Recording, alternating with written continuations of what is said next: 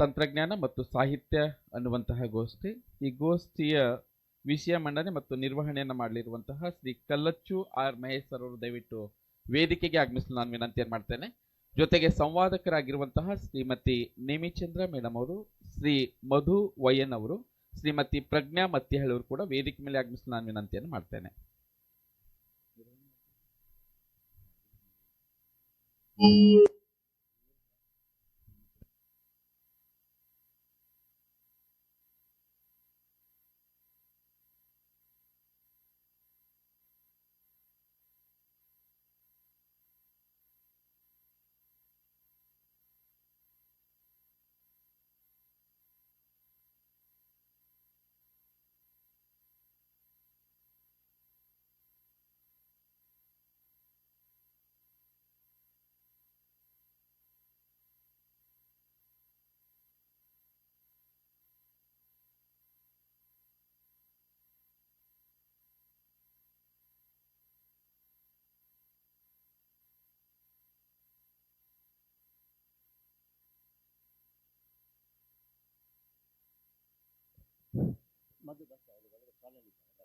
Hello hello, ಕೇಳ್ತಾ ಇದೆಯಲ್ಲ? Hello hello hello hello hello, test. Okay.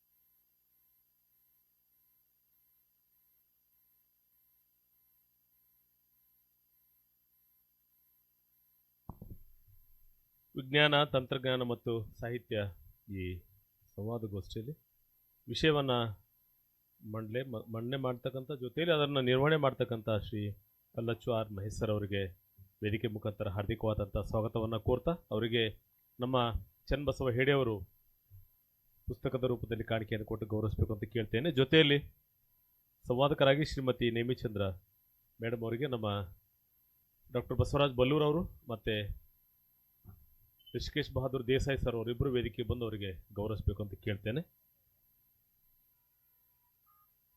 Shrimati Nemichandra madam ಅವರಿಗೆ, ಜೊತೆಯಲ್ಲಿ ಶ್ರೀ ಮಧು ವೈಎನ್ ಅವರಿಗೂ ಕೂಡ ಇರುವರು ವೇದಿಕೆಯಿಂದ ಗೌರವಿಸಬೇಕು.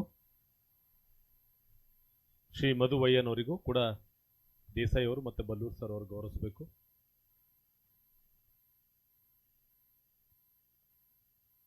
ಜೊತೆಯಲ್ಲಿ ಶ್ರೀಮತಿ ಪ್ರಜ್ಞಾ ಮತ್ತಿಹಳ್ಳಿ ಮೇಡಮ್ ಅವರಿಗೆ ನಮ್ಮ ಶಿವಶರಣಪ್ಪ ವಾಲಿ ಸರ್ ಅವರು ಬಂದು ಪುಸ್ತಕ ನೀಡೋದ್ರ ಮೂಲಕ ಗೌರವಿಸಬೇಕಂತ ಕೇಳ್ತೇನೆ. ವಾಲಿ ಸರ್ ಅವರು, ಬಲ್ಲೂರ್ ಸರ್, ವಾಲಿ ಸರ್ ತಗೋರಿ ಜೊತೆ.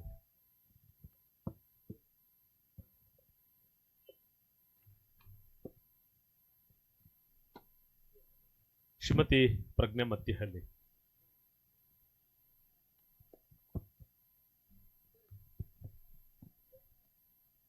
ಧನ್ಯವಾದಗಳು. ಈಗ ನೇರವಾಗಿ ಕಲ್ಲಚ್ಚು ಆರ್ ಮಹೇಶ್ ಸರ್ ಅವರಿಗೆ ಮುಂದಿನ ಕಾರ್ಯಕ್ರಮದ ನಿರೂಪಣೆಯನ್ನು ವಹಿಸಿಕೊಡ್ತೇವೆ.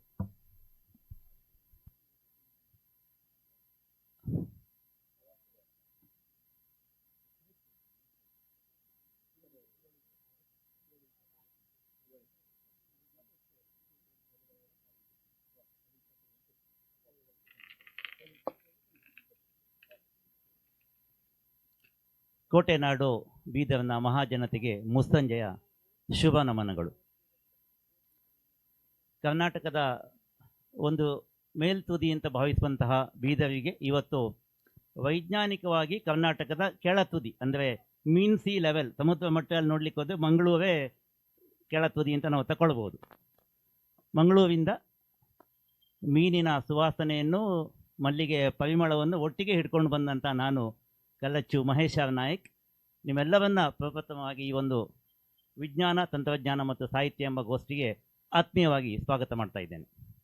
ಇವತ್ತಿನ ನಮ್ಮ ಗೋಷ್ಠಿಯಲ್ಲಿ ನಮ್ಮ ಸೌಭಾಗ್ಯ ಅಂತ ಹೇಳಬೇಕು, ನಾವು ಬಹಳ ವಿಶೇಷವಾಗಿ ನಮ್ಮ ಜೊತೆಗೆ ಮಾತನಾಡಲಿಕ್ಕಿದ್ದಾರೆ ನೇಮಿಚಂದ್ರ ಮೇಡಮ್ ಅವರು.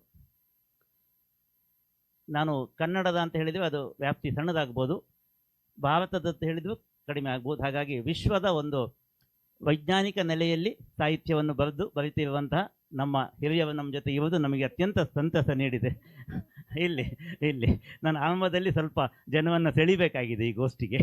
ಈಗಾಗಲೇ ಭಾಳ ಒಂದು ಫ್ಲೋ ಇದ್ದ ಮಾತನ್ನು ಮುಂದುವರಿಸಬೇಕಾಗಿದೆ ಓಕೆ. ಆ ನೆಲೆಯಲ್ಲಿ ನಮ್ಮ ಜೊತೆ ಇದ್ದಾರೆ. ಅವರ ಪೆರುವಿನ ಪವಿತ್ರ ಕಣಿವೆಯಲ್ಲಿ ಯಾದ್ ಬಸೇನ್ ಅಂತ ಹೇಳುವಂಥ ಎಲ್ಲ ಕೃತಿಗಳನ್ನು ನಾವು ಬೇರೆ ಬೇರೆ ಸಂದರ್ಭದಲ್ಲಿ ಓದಿರ್ತೇವೆ. ಮುಂದೆ ಮಾತಿನ ಸಂದರ್ಭದಲ್ಲಿ ಇನ್ನಷ್ಟು ಅವ್ರ ಬಗ್ಗೆ ತಿಳ್ಕೊಳ್ಳುವ. ಅದೇ ರೀತಿ ನಮ್ಮ ಜೊತೆಗೆ ಇನ್ನೊಬ್ಬ ಪ್ರಾಧ್ಯಾಪಿಕೆ ಮತ್ತು ಸಾಹಿತ್ಯ ಆಗಿರುವಂಥ ಕಿತ್ತೂರಿಂದ ಬಂದಿರುವಂಥ ಪ್ರಜ್ಞಾ ಮತ್ತಿಹಳ್ಳಿ ಅವರು ಇದ್ದಾರೆ. ಆತ್ಮೀಯವಾದ ಸ್ವಾಗತವನ್ನು ಬಯಸ್ತಾ ಇದ್ದೇನೆ. ಮತ್ತು ಮಧು ವೈಎನ್ ಅವರು ಸಾಫ್ಟ್ವೇರ್ ಆರ್ಕಿಟೆಕ್ಟ್. ಒಬ್ಬರು ಆರ್ಕಿಟೆಕ್ಟ್ ಮಾತಾಡಿದ್ರು, ಈಗ ಇನ್ನೊಬ್ಬರು ಸಾಫ್ಟ್ವೇರ್ ಆರ್ಕಿಟೆಕ್ಟ್ ಮಾತಾಡ್ತಾರೆ. ಅದೇ ರೀತಿ ಸಾಹಿತ್ಯದಲ್ಲಿ ಅಂಕಣಕಾರರಾಗಿ ಪ್ರಕಾಶಕರಾಗಿರುವಂಥ ಮಧು ವೈಎನ್ ಇದ್ದಾರೆ. ಆತ್ಮೀಯ ಸ್ವಾಗತವನ್ನು ಬಯಸ್ತಾ ಇದ್ದೇನೆ. ಸುಮಾರು 45-50 ನಿಮಿಷಗಳ ಅವಧಿಯಲ್ಲಿ ಈ ಒಂದು ಅರ್ಥಪೂರ್ಣವಾದಂಥ ಗೋಷ್ಠಿ ಸಂವಾದ ಮತ್ತು ಒಂದು ರೀತಿಯ ಮಾತುಕತೆ ಮೂಲಕವೇ ಹೆಚ್ಚು ನಡೀತದೆ. ಈ ನೆಲೆಯಲ್ಲಿ ನಿಮ್ಮೆಲ್ಲರ ಸಂಪೂರ್ಣ ಸಹಕಾರವನ್ನು ಕೇಳಿಕೊಡ್ತಾ ನಾನು ಒಂದು 5 ನಿಮಿಷಗಳ ಈ ಗೋಷ್ಠಿಯ ಪೀಠಿಕೆಯನ್ನು ನಿಮ್ಮ ಮುಂದೆ ಇಡ್ತೇನೆ. ವಿಜ್ಞಾನ, ತಂತ್ರಜ್ಞಾನ ಮತ್ತು ಸಾಹಿತ್ಯ ಅಂತ ಹೇಳುವಂಥ ಒಂದು ವಿಚಾರವನ್ನು ಕೊಟ್ಟಾಗ ನಿಮಗೆ ಮಾತ್ರ ಅಲ್ಲ, ನನ್ನನ್ನು ಸೇರಿದಂತೆ ಬಹುತೇಕ ನಮಗೆಲ್ಲ ಇದನ್ನು ಹೇಗೆ ನಿರ್ವಹಿಸಬೇಕು ಅಂತ ಹೇಳುವ ಬಗ್ಗೆ ಒಂದೆರಡು ನಿಮಿಷ ಜಿಜ್ಞಾಸೆ ಆಯಿತು. ವಿಜ್ಞಾನ ಮತ್ತು ತಂತ್ರಜ್ಞಾನ ಅಂತ ಹೇಳಿದ್ರೆ ಒಂದು ನಿಶ್ಚಿತವಾದಂಥ ಭಾವ, ಸಾಹಿತ್ಯ ಒಂದು ಭಾವನೆಯಲ್ಲಿ ಹುಟ್ಟುಕೊಳ್ಳುವಂಥ ಒಂದು ಭಾವ. ಈ ಎರಡನ್ನು ಒಟ್ಟಿಗೆ ಮಾಡಿಕೊಂಡು ನಾವು ಹೇಗೆ ಮುಂದೆ ಹೋಗಬೇಕು ಅಂತ ಆಲೋಚನೆ ಮಾಡ್ತಾ ಇರುವಾಗ ನಮಗೆ ನೆನಪಾದ್ದೇ ಸಾಹಿತ್ಯದ ವಿವಿಧ ಪ್ರಕಾರಗಳ ಸಾಧ್ಯತೆಗಳು. ನಾನಿಲ್ಲಿ ಅಕಾಡೆಮಿಕ್ ಆಗಿ ಮಾತಾಡ್ತಾ ಇಲ್ಲ. ನಾವು ಬಹಳ ಸಹಜವಾಗಿ ಕತೆ, ಕವನ, ನಾಟಕ ಇತ್ಯಾದಿಗಳನ್ನು, ಹಾಸ್ಯ, ಪತ್ತೆದಾರಿ, ಈ ರೀತಿ ಅನೇಕ ವಿಭಾಗಗಳನ್ನು ನಮ್ಮ ಓದಿಗೆ ಮತ್ತು ಬರಲಿಕ್ಕೆ ಅನುಕೂಲ ಆಗುವಾಗಿ ಈಗಾಗಲೇ ಮಾಡಿಕೊಂಡಿದ್ದೇವೆ.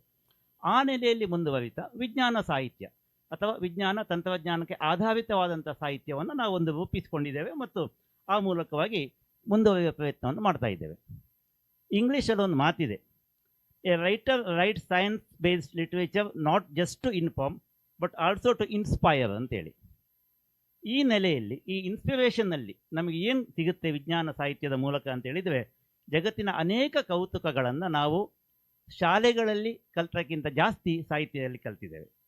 ಜಗತ್ತಿನ ಅನೇಕ ಅನ್ವೇಷಣೆಗಳನ್ನು, ಅದು ಮುಂದೆ ಆಗುವಂಥ ಅನ್ವೇಷಣೆಯೂ ಇರ್ಬೋದು, ಅವುಗಳನ್ನು ಸಹ ನಾವು ಸಾಹಿತ್ಯದ ಮೂಲಕ ಮೊದಲೇ ಕಂಡುಕೊಂಡು ಅಂಥ ಸಾಧ್ಯತೆಗಳನ್ನು ನಮ್ಮ ಎದುರಿಗೆ ನಾವು ಕಾಣಿಸಿಕೊಂಡಿದ್ದೇವೆ. ಮತ್ತು ಅನೇಕ ಮೂಢನಂಬಿಕೆಗಳನ್ನು ಈ ವಿಜ್ಞಾನ ಸಾಹಿತ್ಯದ ಮೂಲಕ ನಮಗೆ ಸಮಾಜದಿಂದ ಹೊರಗೆ ಓಡಿಸಲಿಕ್ಕೆ ಅನುಕೂಲ ಆಗಿದೆ, ಭಯ ನಿವಾರಣೆ ಆಗಿದೆ. ಈ ಎಲ್ಲ ನಿಟ್ಟಿನಲ್ಲಿ ಇವತ್ತು ಒಂದು ಭವಿಷ್ಯವನ್ನು ಹೇಳುವಂಥ, ಭವಿಷ್ಯ ಅಂದರೆ ಜ್ಯೋತಿಷಿಗಳು ಟಿ ವಿ ಭವಿಷ್ಯ ಅಂತ ತಿಳ್ಕೊಳ್ಬೇಡಿ, ವೈಜ್ಞಾನಿಕ ನೆಲೆಯಲ್ಲಿ ಸಾಹಿತ್ಯದ ಮೂಲಕ ಸಾಧ್ಯತೆಗಳನ್ನು ಹೇಳುವಂಥ ನಾವು ಇವತ್ತು ನಿಮ್ಮ ಎದುರಿಗೆ ಬಂದು ಕೂತ್ಕೊಂಡಿದ್ದೇವೆ.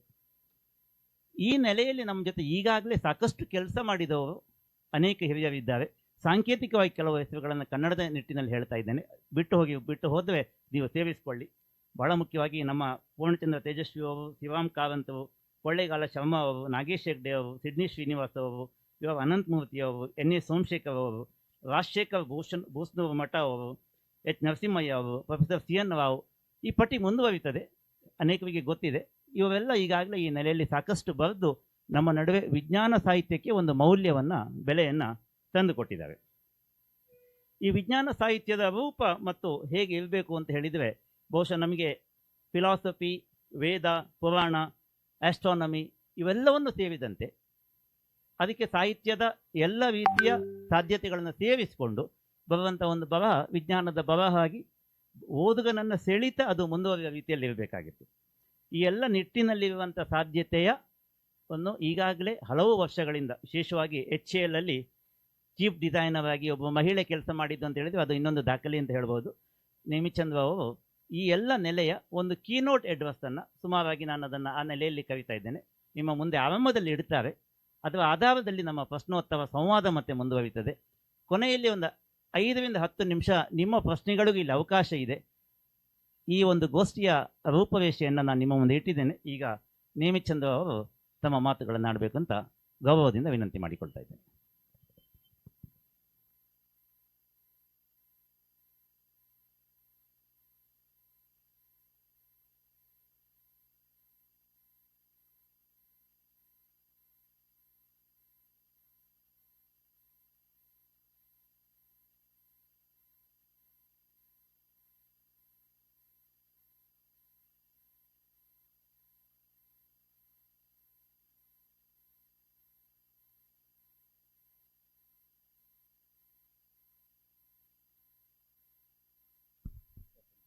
Hello thank you.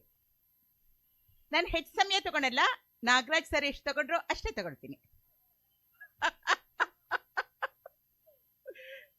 ಮೊದಲಿಗೆ ನಾನು ಇಂದಿನ ಈ ಪುಸ್ತಕ ಸಂತೆಯ ಆಯೋಜಕರಿಗೆ ತುಂಬಾ ಧನ್ಯವಾದ ಹೇಳಬೇಕು. ಮೊಟ್ಟ ಮೊದಲ ಬಾರಿಗೆ ನಾನು ಬೀದರಿಗೆ ಬಂದಿದ್ದೀನಿ. ನಿನ್ನೆ ರಾತ್ರಿನೂ ಪ್ರೋಗ್ರಾಮ್ ಇತ್ತು, ನಾಳೆನೂ ಅನಿವಾರ್ಯಗಳಿವೆ. ಹಾಗಾಗಿ ಇವತ್ತು ಬೆಳಿಗ್ಗೆ ಬಂದು ನಾಳೆ ಬೆಳಿಗ್ಗೆ ಹೋಗ್ತಾ ಇದ್ದೀನಿ. ಆದರೂ ನನಗೆ ಬೀದರ್ಗೆ ಬಂದ ಒಂದು ಸಂಭ್ರಮ ಈ ಪುಸ್ತಕ ಸಂತೆನಲ್ಲಿ ಸಿಕ್ತು. ಈ ಪುಸ್ತಕ ಸಂತೆ ತುಂಬಾ ಚೆನ್ನಾಗಿ ಅಚ್ಚುಕಟ್ಟಾಗಿ ವಿಶಾಲವಾಗಿ ಬೆಳಕೆಲ್ಲ ಇದ್ದು ಒಬ್ಬೊಬ್ಬ ಪ್ರಕಾಶಕರಿಗೂ ಅಷ್ಟೊಂದು ಜಾಗ ಕೊಟ್ಟಿದ್ದೀರಾ. ಇಲ್ಲಿ ಇವತ್ತು ಕಡಿಮೆ ಪುಸ್ತಕ ಖರ್ಚಾಗಿರ್ಬೋದು, ಅದು ಮುಖ್ಯ ಆಗಲ್ಲ. ಈ ರೀತಿ ಮೊಟ್ಟ ಮೊದಲ ಬಾರಿಗೆ ಇಲ್ಲಿ ಮಾಡಿದ್ದೀರಾ. ವರ್ಷ ಮಾಡ್ತಾ ಬೆಳಿಗ್ಗೆ ಅಷ್ಟೊಂದು ಜನ ವಿದ್ಯಾರ್ಥಿಗಳು ನೋಡಿದೆ, ಅವರು ಖಂಡಿತ ಪುಸ್ತಕ ಪ್ರೀತಿಯನ್ನು ಬೆಳೆಸ್ಕೊಳ್ತಾರೆ. ಈ ಆಯೋಜಕರಿಗೆ ನಾನು ಹೃದಯ ತುಂಬಿ ಧನ್ಯವಾದಗಳನ್ನು ಹೇಳಿ, ನನ್ನನ್ನ ಮೊಟ್ಟ ಮೊದಲ ಬಾರಿಗೆ ಬೀದರ್ಗೆ ಬರುವಂತಹ ಒಂದು ಸುಯೋಗ ಕಲ್ಪಿಸ್ಕೊಟ್ರಿ. Thank you. ಈಗ ವಿಷಯಕ್ಕೆ ಬರ್ತೀನಿ. ವಿಜ್ಞಾನ ಮತ್ತು ಸಾಹಿತ್ಯ. ಸರ್, ನೀವು ಸಾಕಷ್ಟು ಪಟ್ಟಿ ಹೇಳಿದ್ರಿ ವಿಜ್ಞಾನ ಲೇಖಕರದು. ಅಲ್ಲಿ ಒಬ್ಬರ ಮಹಿಳೆ ಇರಲಿಲ್ಲ. ನಳಿನಿ ಮೂರ್ತಿಯವರು ಗಣಕಯಂತ್ರದ ಬಗ್ಗೆ ಮಕ್ಕಳಿಗೆ ಕನ್ನಡದಲ್ಲಿ ಮೊಟ್ಟ ಮೊದಲಿಗೆ ಬರೆದಂಥವರು. ಡಾಕ್ಟರ್ ನಳಿನಿ ಮೂರ್ತಿಯವರು 1960ರಲ್ಲೇ ಇಂಜಿನಿಯರ್ ಆದಂಥವರು. ನಮ್ಮ ಇಂಡಿಯನ್ ಇನ್ಸ್ಟಿಟ್ಯೂಟ್ ಆಫ್ ಸೈನ್ಸ್ನಲ್ಲಿ ಅವರು ಇಂಜಿನಿಯರಿಂಗ್ ಡಿಗ್ರಿ ತಗೊಂಡು ಹ್ಯಾಲಿಫ್ಯಾಕ್ಸ್ ಯೂನಿವರ್ಸಿಟಿನಲ್ಲಿ ಅಲ್ಲಿ ಕೂಡ ಅವರು ಮೊಟ್ಟ ಮೊದಲ ಮಹಿಳೆ ಡಾಕ್ಟರೇಟ್ ಇಂಜಿನಿಯರಿಂಗ್ನಲ್ಲಿ ತಗೊಂಡಂಥವರು. ಅವರು 1984ರಲ್ಲೇ ಸುಧಾದಲ್ಲಿ ಬಂದರಿದು ರೋಬೋಟ್ಗಳು ಅಂತ ಲೇಖನ ಬರೆದ್ರು. ಕೆಲವು ಸತಿ ನಾವು ವಿಶೇಷವಾಗಿ ವಿಜ್ಞಾನದ ಬಗ್ಗೆ ಮಾತಾಡ್ತಿರ್ಬೇಕಾದಾಗ ಅದು ಹೆಣ್ಮಕ್ಳ ರಂಗ ಅಲ್ಲ ಅಂತ ನಾನು ಮಾಧ್ಯಮಿಕ ಶಾಲೆಯಲ್ಲಿ ಇದ್ದಾಗ್ಲಿಂದನೂ ಕೇಳ್ಕೊಂಬಂದಿದ್ದೀನಿ. ನನಗಿವಾಗ 66 ವರ್ಷ, ನೀವು ಊಹಿಸ್ಬೋದು. 1960ರ ದಶಕದ ಪೂರ್ವಾರ್ಧದಲ್ಲಿ ನಾನು ತುಮಕೂರಿನಲ್ಲಿ ಒಂದು ಸಣ್ಣ ಮುರುಕಲು ಸರ್ಕಾರಿ ಶಾಲೆಯಲ್ಲಿ ಮಿಡ್ಲ್ ಸ್ಕೂಲಿಗೆ ಬಂದಿದ್ದೀನಿ, 5ನೇ ತರಗತಿ. ನಮಗೆಲ್ಲ ಹೆಣ್ಮಕ್ಳಿಗೆ ಗೃಹ ವಿಜ್ಞಾನ ಹೇಳ್ಕೊಡ್ತಾರೆ. ಅಡುಗೆ ಮಾಡೋದು ಹೇಗೆ, ಉಣ್ಣೆ ಬಟ್ಟೆ ಒಗೆಯೋದು ಹೇಗೆ. ಅದೇ ತರಗತಿಯ ಗಂಡು ಮಕ್ಕಳಿಗೆ ಸಾಮಾನ್ಯ ವಿಜ್ಞಾನ ಹೇಳ್ಕೊಡ್ತಾ ಇದ್ರು.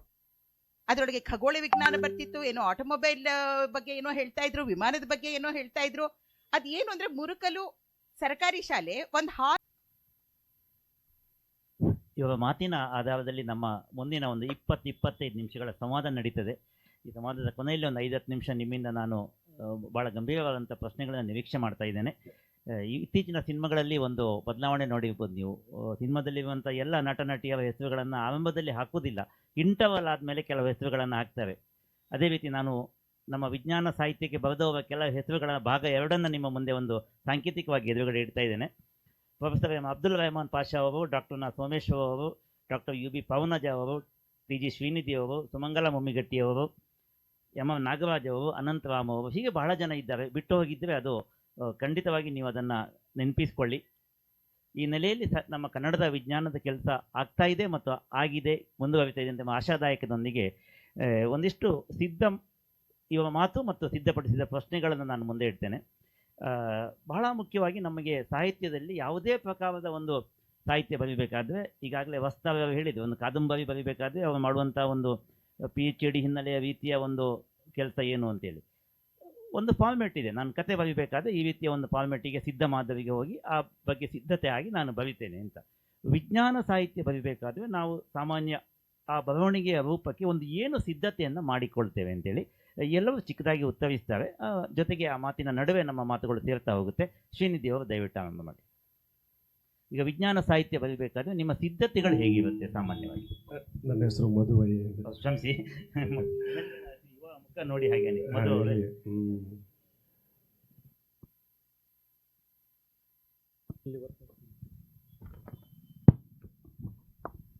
ಹಾಂ, ಓಕೆ. ನಾನೇನು ವಿಶೇಷವಾದ ಕೇಳಿಸ್ತಾ ಇದೆಯಲ್ಲ, ಇಲ್ಲಿ ಹಿಡ್ಕೋಬೇಕಾ? ಓಕೆ, ನಾನೇನು ಅಂಥ ವಿಶೇಷವಾದ ಸಿದ್ಧತೆ ಏನು ಮಾಡಿಕೊಂಡಿಲ್ಲ. ಯಾಕಂದರೆ ನನ್ನ ಬರವಣಿಗೆಯ ಉದ್ದೇಶವೇ ಬೇರೆ ಇದೆ.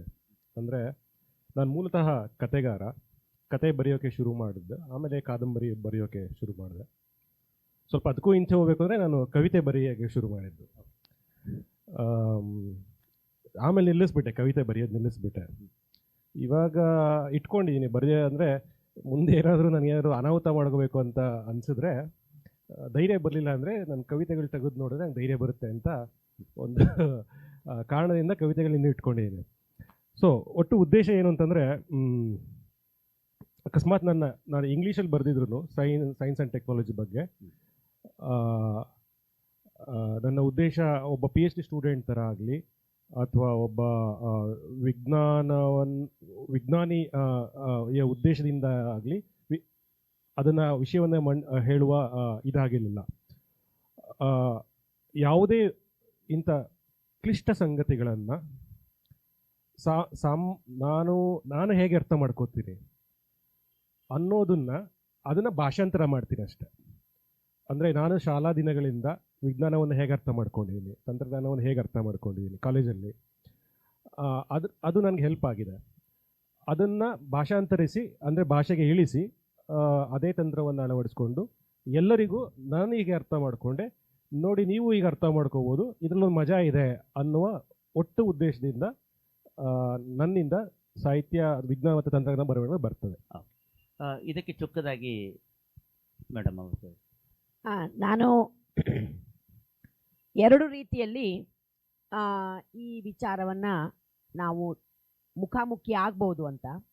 ಒಂದು, ವಿಜ್ಞಾನ ತಂತ್ರಜ್ಞಾನಗಳನ್ನು ಕನ್ನಡ ಸಾಹಿತ್ಯದಲ್ಲಿ ವಸ್ತುವಾಗಿ ಇಟ್ಟುಕೊಂಡು ಬರೆಯುವ ಕ್ರಮ.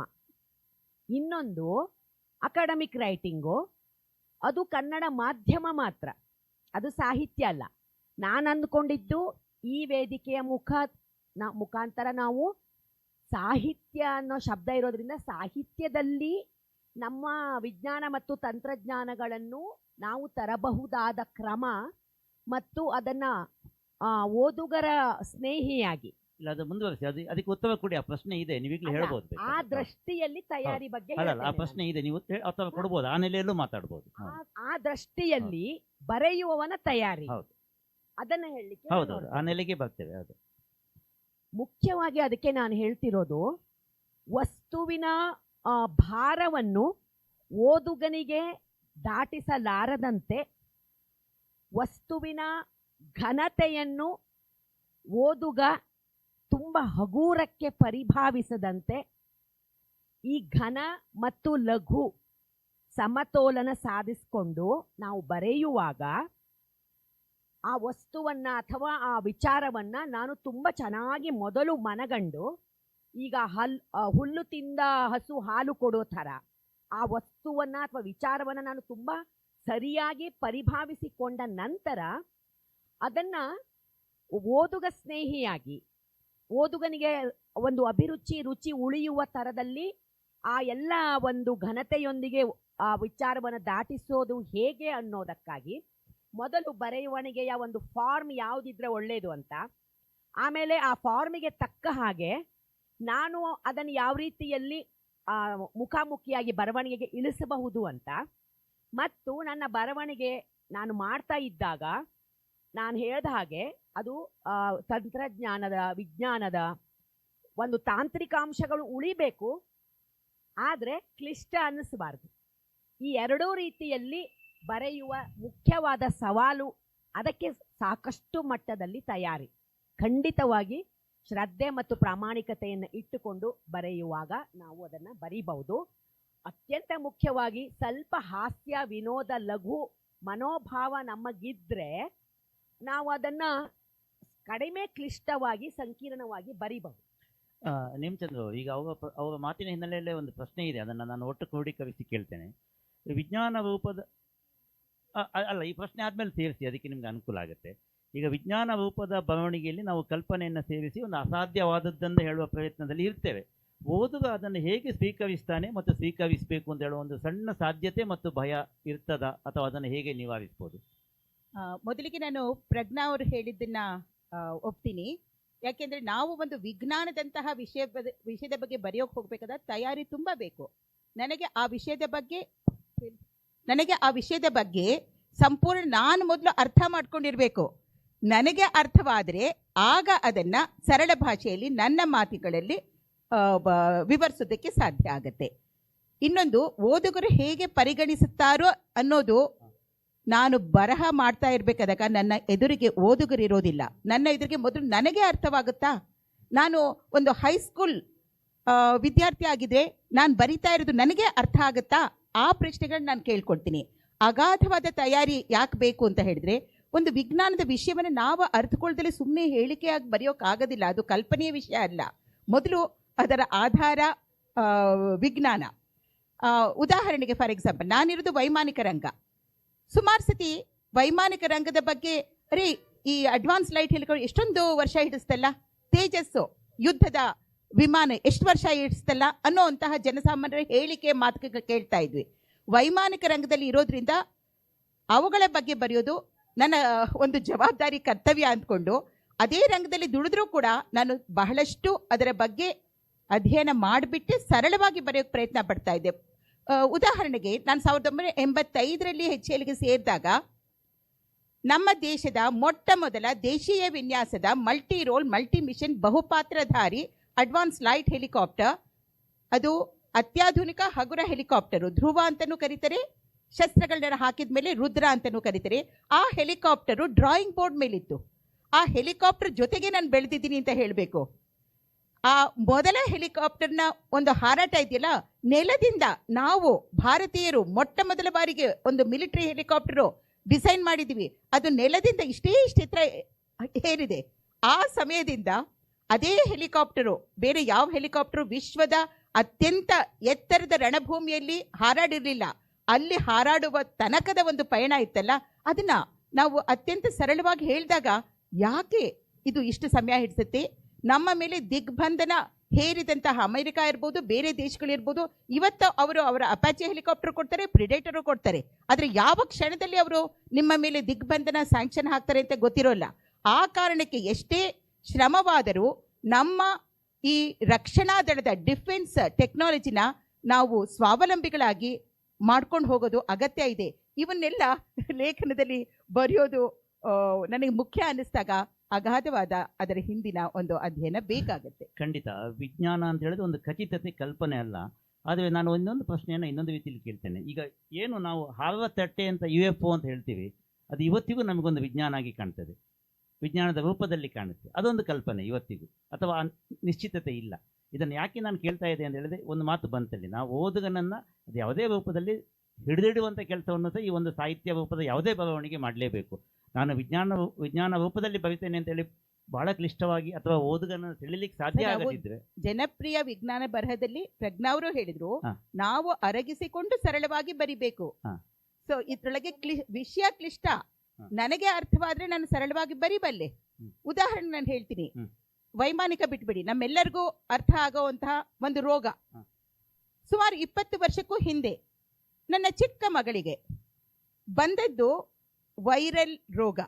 ಅದು ಅದಷ್ಟೇ ಹೋಗುವಂತಹ ಸೆಲ್ಫ್ ಲಿಮಿಟಿಂಗ್. ಈ ವಿಷಯ ಇತ್ತೀಚೆಗಷ್ಟೇ ನಾನು ಮಾತಾಡಿದೆ, ಪುನರಾವರ್ತನೆ ಆಗಲ್ಲ, ಯಾಕೆಂದ್ರೆ ಅದು ಬೆಂಗಳೂರಲ್ಲಿ ಮಾತಾಡಿದ್ದು, ಅದಕ್ಕೆ ಹೇಳ್ತಾ ಇದ್ದೀನಿ. ಅದು ತನ್ನಷ್ಟಕ್ಕೆ ತಾನೇ ಹೋಗುವಂತಹ ಒಂದು ವೈರಲ್ ಸೆಲ್ಫ್ ಲಿಮಿಟಿಂಗ್, ಅದೇ ರಿಸಾಲ್ವ್ ಆಗುವಂತಹ ರೋಗ. ಆದರೆ ಬಯಾಪ್ಸಿ ರಿಸಲ್ಟ್ ಹೇಳುತ್ತೆ cancer of the lymph glands, lymphoma ಅಂತ. ಇದು 20 ವರ್ಷಗಳ ಹಿಂದೆ ನಮ್ಮ ಅಂತರ್ಜಾಲದಲ್ಲಿ ಅಷ್ಟೊಂದು ವಿಷಯಗಳು ಸಿಗ್ತಾ ಇರಲಿಲ್ಲ ನಮಗೆ. ನಾನು ಮೂಲವಾಗಿ ಮೆಡಿಕಲ್ ಪೇಪರ್ಸ್, ರಿಸರ್ಚ್ ಪೇಪರ್ ಹುಡ್ಕೊಂಡು ಹೋಗ್ತೀನಿ. ನನಗೆ ಯಾವುದೇ ರೋಗ ಬಂದರೆ ಅದನ್ನ ಪ್ಯಾಸಿವ್ ರೋಗಿಯಾಗಿ ಅನುಭವಿಸೋದಿಲ್ಲ, ಆಕ್ಟಿವ್ ಆಗಿ ಒಂದು ಗುಣವಾಗುವ ಪ್ರಕ್ರಿಯೆಯಲ್ಲಿ ನಾವು ಭಾಗಿಯಾಗಬೇಕು ಅಂತ. ಇಲ್ಲಿ ಒಂದು ತಾಯಿಯಾಗಿ ಮತ್ತು ವಿಜ್ಞಾನಿಯಾಗಿ ನನಗೆ ಅನ್ನಿಸ್ತಾ ಇದೆ, ನಾನು ಓದಿರೋ ಕೆಲವು ನೋಡಿ ಇದು ಕ್ಯಾನ್ಸರ್ ಅಲ್ಲ ಅನ್ನಿಸ್ತಾ ಇದೆ. ಆದರೆ ನಾನು ಬರೀ ಇಂಜಿನಿಯರ್, ನಾನು ಡಾಕ್ಟರ್ ಅಲ್ಲ. ಅದು ಎಂತಹ ಓಟ ಇತ್ತು ಅಂತ ಹೇಳಿದರೆ, ಬಹಳಷ್ಟು ವಿಜ್ಞಾನವನ್ನು ನಾನು ಓದಬೇಕಾಯಿತು. ನನ್ನ ಅದೃಷ್ಟ ಚೆನ್ನಾಗಿತ್ತು, ಯಾಕೆಂದರೆ ನಾನು ಬಹಳಷ್ಟು ತಜ್ಞರನ್ನ ಬೆಂಗಳೂರಲ್ಲಿ, ವೆಲ್ಲೂರಲ್ಲಿ, ಮಡ್ರಾಸಲ್ಲಿ ಎಲ್ಲವೂ ಕೊನೆಗೆ ಸುಖ ಅಂತ ಆಯಿತು. ಆಗ ನಾನು ಇದರ ಬಗ್ಗೆ ಬರಿಬೇಕು ಅಂತ ಹೊರಟಿದ್ದು. ಯಾಕೆ ಅಂತಂದರೆ, ನಾಗೇಶ್ ಹೆಗ್ಗಡೆ ಅವರು ಹೇಳಿದರು, ಇದು ವಿಜ್ಞಾನ ಲೇಖನನೇ, ಅನುಭವನೂ ಸೇರ್ಕೊಂಡಿದೆ, ಅನ್ವೇಷಣೆ ಸೇರ್ಕೊಂಡಿದೆ, ಇದು ನಮ್ಮ ಸುಧಾಕ್ ಬರ್ಕೊಡಿ ಅಂತ ಹೇಳಿದರು. ಆಗ ಬರೀಬೇಕಾದಾಗ ಮತ್ತಷ್ಟು ನಾನು ರಿಸರ್ಚ್ ಪೇಪರ್ಸ್ ನೋಡ್ತೀನಿ. ಬರೀ ನಮ್ಮ ದೇಶದಲ್ಲೆಲ್ಲ, ಇಡೀ ವಿಶ್ವದಲ್ಲಿ ಈ ಥರ ವೈರಲ್ ಡಿಸೀಸ್ನ ಕ್ಯಾನ್ಸರ್ ಅಂತ ಮಿಸ್ ಡಯಾಗ್ನೈಸ್ ಮಾಡೋದು 25%. ಜಸ್ಟ್ ಊಹಿಸಿ, ಅದು ಯಾವ ರೀತಿ ಕ್ಯಾನ್ಸರ್ ಇಲ್ಲದ ಒಬ್ಬ ವ್ಯಕ್ತಿಯನ್ನು ಕ್ಯಾನ್ಸರ್ ಪೇಷಂಟ್ ಮಾಡಿ ಕೀಮೋಥೆರಪಿ ಖಂಡಿತ ಇಂಥ ಲೇಖನಗಳು ಒಂದಿಷ್ಟಾದ್ರೂ ಅವಾಗ ಜನಕ್ಕೆ ಶಮನ ನೀಡಬಹುದು, ಅದಕ್ಕೋಸ್ಕರನೇ ಎಚ್ಚರಿಕೆ ನೀಡಬಹುದು. ಅದಕ್ಕೋಸ್ಕರ ನೀವು ಸಾಕಷ್ಟು ಅಧ್ಯಯನ ಮಾಡಬೇಕು ಒಂದು ಲೇಖನ ಬರೆಯೋದಕ್ಕೆ. ಅದು ತುಂಬಾ ಸರಳವಾಗಿದೆ ಲೇಖನ ಓದಕ್ಕೆ ಹೋದ್ರೆ, ಅದ್ರ ಅಧ್ಯಯನ ಬೇಕು. ಬಹಳ ಮುಖ್ಯವಾಗಿ ಒಂದು ಕಾಡುವ ಪ್ರಶ್ನೆ ಇದು. ಇವನ್ ನಮ್ಮ ಇಂಜಿನಿಯರಿಂಗ್ ಮತ್ತು ಮೆಡಿಕಲ್ ಶಿಕ್ಷಣವನ್ನು ಕನ್ನಡ ಮಾಧ್ಯಮದಲ್ಲಿ ಮಾಡಬೇಕು ಅಂತ ಹೇಳುವಾಗ ತಕ್ಷಣ ಬರುವ ಉತ್ತಮ ನಮಗೆ ಪದಗಳು ಸಿಗುವುದಿಲ್ಲ ಅಂತೇಳಿ. ವಿಜ್ಞಾನ ಲೇಖನಕ್ಕೂ ನಮಗೆ ಹಾಗೆ ಅನ್ನಿಸ್ತದೆ. ಗ್ಯಾಲಾಕ್ಸಿಗೆ ಏನು ಕನ್ನಡ ಪದ ಅಂತ ಕೇಳಿದರೆ ಇಲ್ಲ ಅಂತ ಹೇಳ್ತಾ ಇಲ್ಲ ನಾನು, ಬಟ್ ಅದು ನಾವು ಬಸ್ಸಿಗೆ ಕನ್ನಡ ಪದ ಹುಡುಕಿದ ಹಾಗೆ ಆಗುತ್ತೆ. ಇಂಥ ಒಂದು ಪದದ ಕ್ಲಿಷ್ಟತೆಯನ್ನು ಈಗ ವಿಜ್ಞಾನದ ಬರವಣಿಗೆ ಮಾಡುವಾಗ, ವಿಜ್ಞಾನ ಆಧಾರಿತ ಸಾಹಿತ್ಯದ ಬರವಣಿಗೆ ಮಾಡುವಾಗ ನೀವು ಹೇಗೆ ನಿಭಾಯಿಸ್ಕೊಳ್ತೀವಿ? ಅಂದರೆ ಒಬ್ಬೊಬ್ಬ ಬಂದು ಒಂದೊಂದು ಟ್ಯಾಕ್ಟಿಕ್ಸ್ ಇರ್ಬೋದು, ಏನು ಅದಕ್ಕೆ ಒಂದು ಪರಿಹಾರ ಕಂಡುಕೊಳ್ತೀವಿ? ನಾನು ಹೇಳುವುದಂದ್ರೆ, ಭಾಷೆ ಒಂದು ದೋಣಿ ಹಾಗೆ, ಅಲ್ಲಿ ದಡ ಸೇರೋದು ನಮ್ಮ ಗುರಿ ಇರಬೇಕು. ನೀವು ಅದಕ್ಕೆ ಗಂಟು ಬಿದ್ದು ಗ್ಯಾಲಾಕ್ಸಿಗೆ ಒಂದು ಕನ್ನಡ ಶಬ್ದ ಹುಡುಕೆ ಬಿಡ್ತೇನೆ ಅಂತ ಮಾಡಿ ಮಂದಿಗೆ ತಿಳಿಲಾರ್ದಂಗೆ ಮಾಡಿ ಅದನ್ನ ಏನೇನೋ ಬರೆದ್ರೆ ಅದು ಯಾರಿಗೂ ಏನೋ ಇದೆ. ಆ ಧೂಮ್ರ ಶಕಟ ಕಾಟು ಹಿಂಗೆಲ್ಲ ಕಾರಿನ ಬಗ್ಗೆ ಕಾರ್ ಅಂದ್ರೆ ಎಲ್ಲರಿಗೂ ತಿಳಿತಪ್ಪ. ಗ್ಯಾಲಾಕ್ಸಿ ಅಂದ್ರೆ ಟೆಕ್ನಿಕಲಿ ಏನಂತ ತಿಳಿದಿದ್ರೆ ನಾವು ವಿವರಣೆ ಕೊಡ್ಬೋದು. ನಕ್ಷತ್ರಗಳ ಪುಂಜ ಈ ಥರದಲ್ಲಿ ಇಷ್ಟು ಸೇರಿದಾಗ ಈ ಥರ ವಿವರಣೆ ಕೊಡ್ಬೋದು.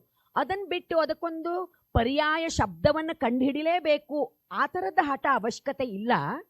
ತಂತ್ರಜ್ಞಾನ ವಿಜ್ಞಾನದಂತಹ ವಿಚಾರಗಳನ್ನ ನೀವು ಬರವಣಿಗೆಗೆ ತರುವಾಗ ನಮಗೆ ಮುಖ್ಯವಾಗಬೇಕಾದದ್ದು ಓದುಗನಿಗೆ ಅದರ ಸಾರಸತ್ವ ಅಥವಾ ಅದರೊಳಗೆ ನಾವು ಏನನ್ನ ತಿಳಿಲೇಬೇಕು ಅಂತ ಬಯಸ್ತೀವೋ ಅದನ್ನು ಎಷ್ಟು ಸುಲಭವಾಗಿ, ಮತ್ತು ಅವನು ಓದೋದು ಬಿಡಬಾರ್ದಲ್ಲ, 2 ವಾಕ್ಯ ಓದಿದ್ಮೇಲೆ 3ನೇ ವಾಕ್ಯಕ್ಕೆ ಅವನು ಹೋಗಬೇಕು.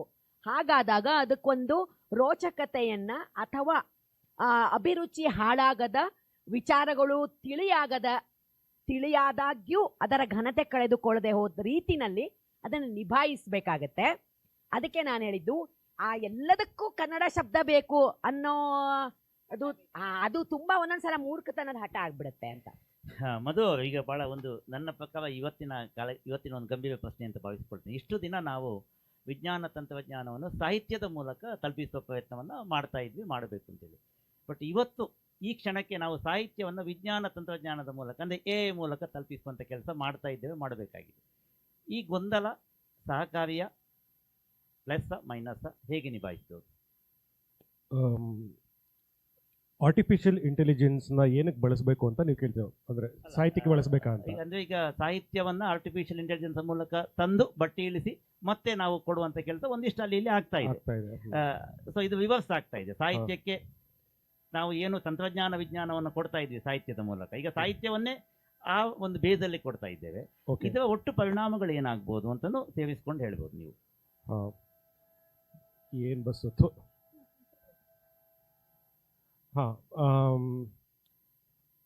ಸದ್ಯಕ್ಕೆ ಎರಡು ಆಯಾಮಗಳಿದೆ. ಒಂದು ಸದ್ಯದ AI, ಇನ್ನೊಂದು ಭವಿಷ್ಯದ AI.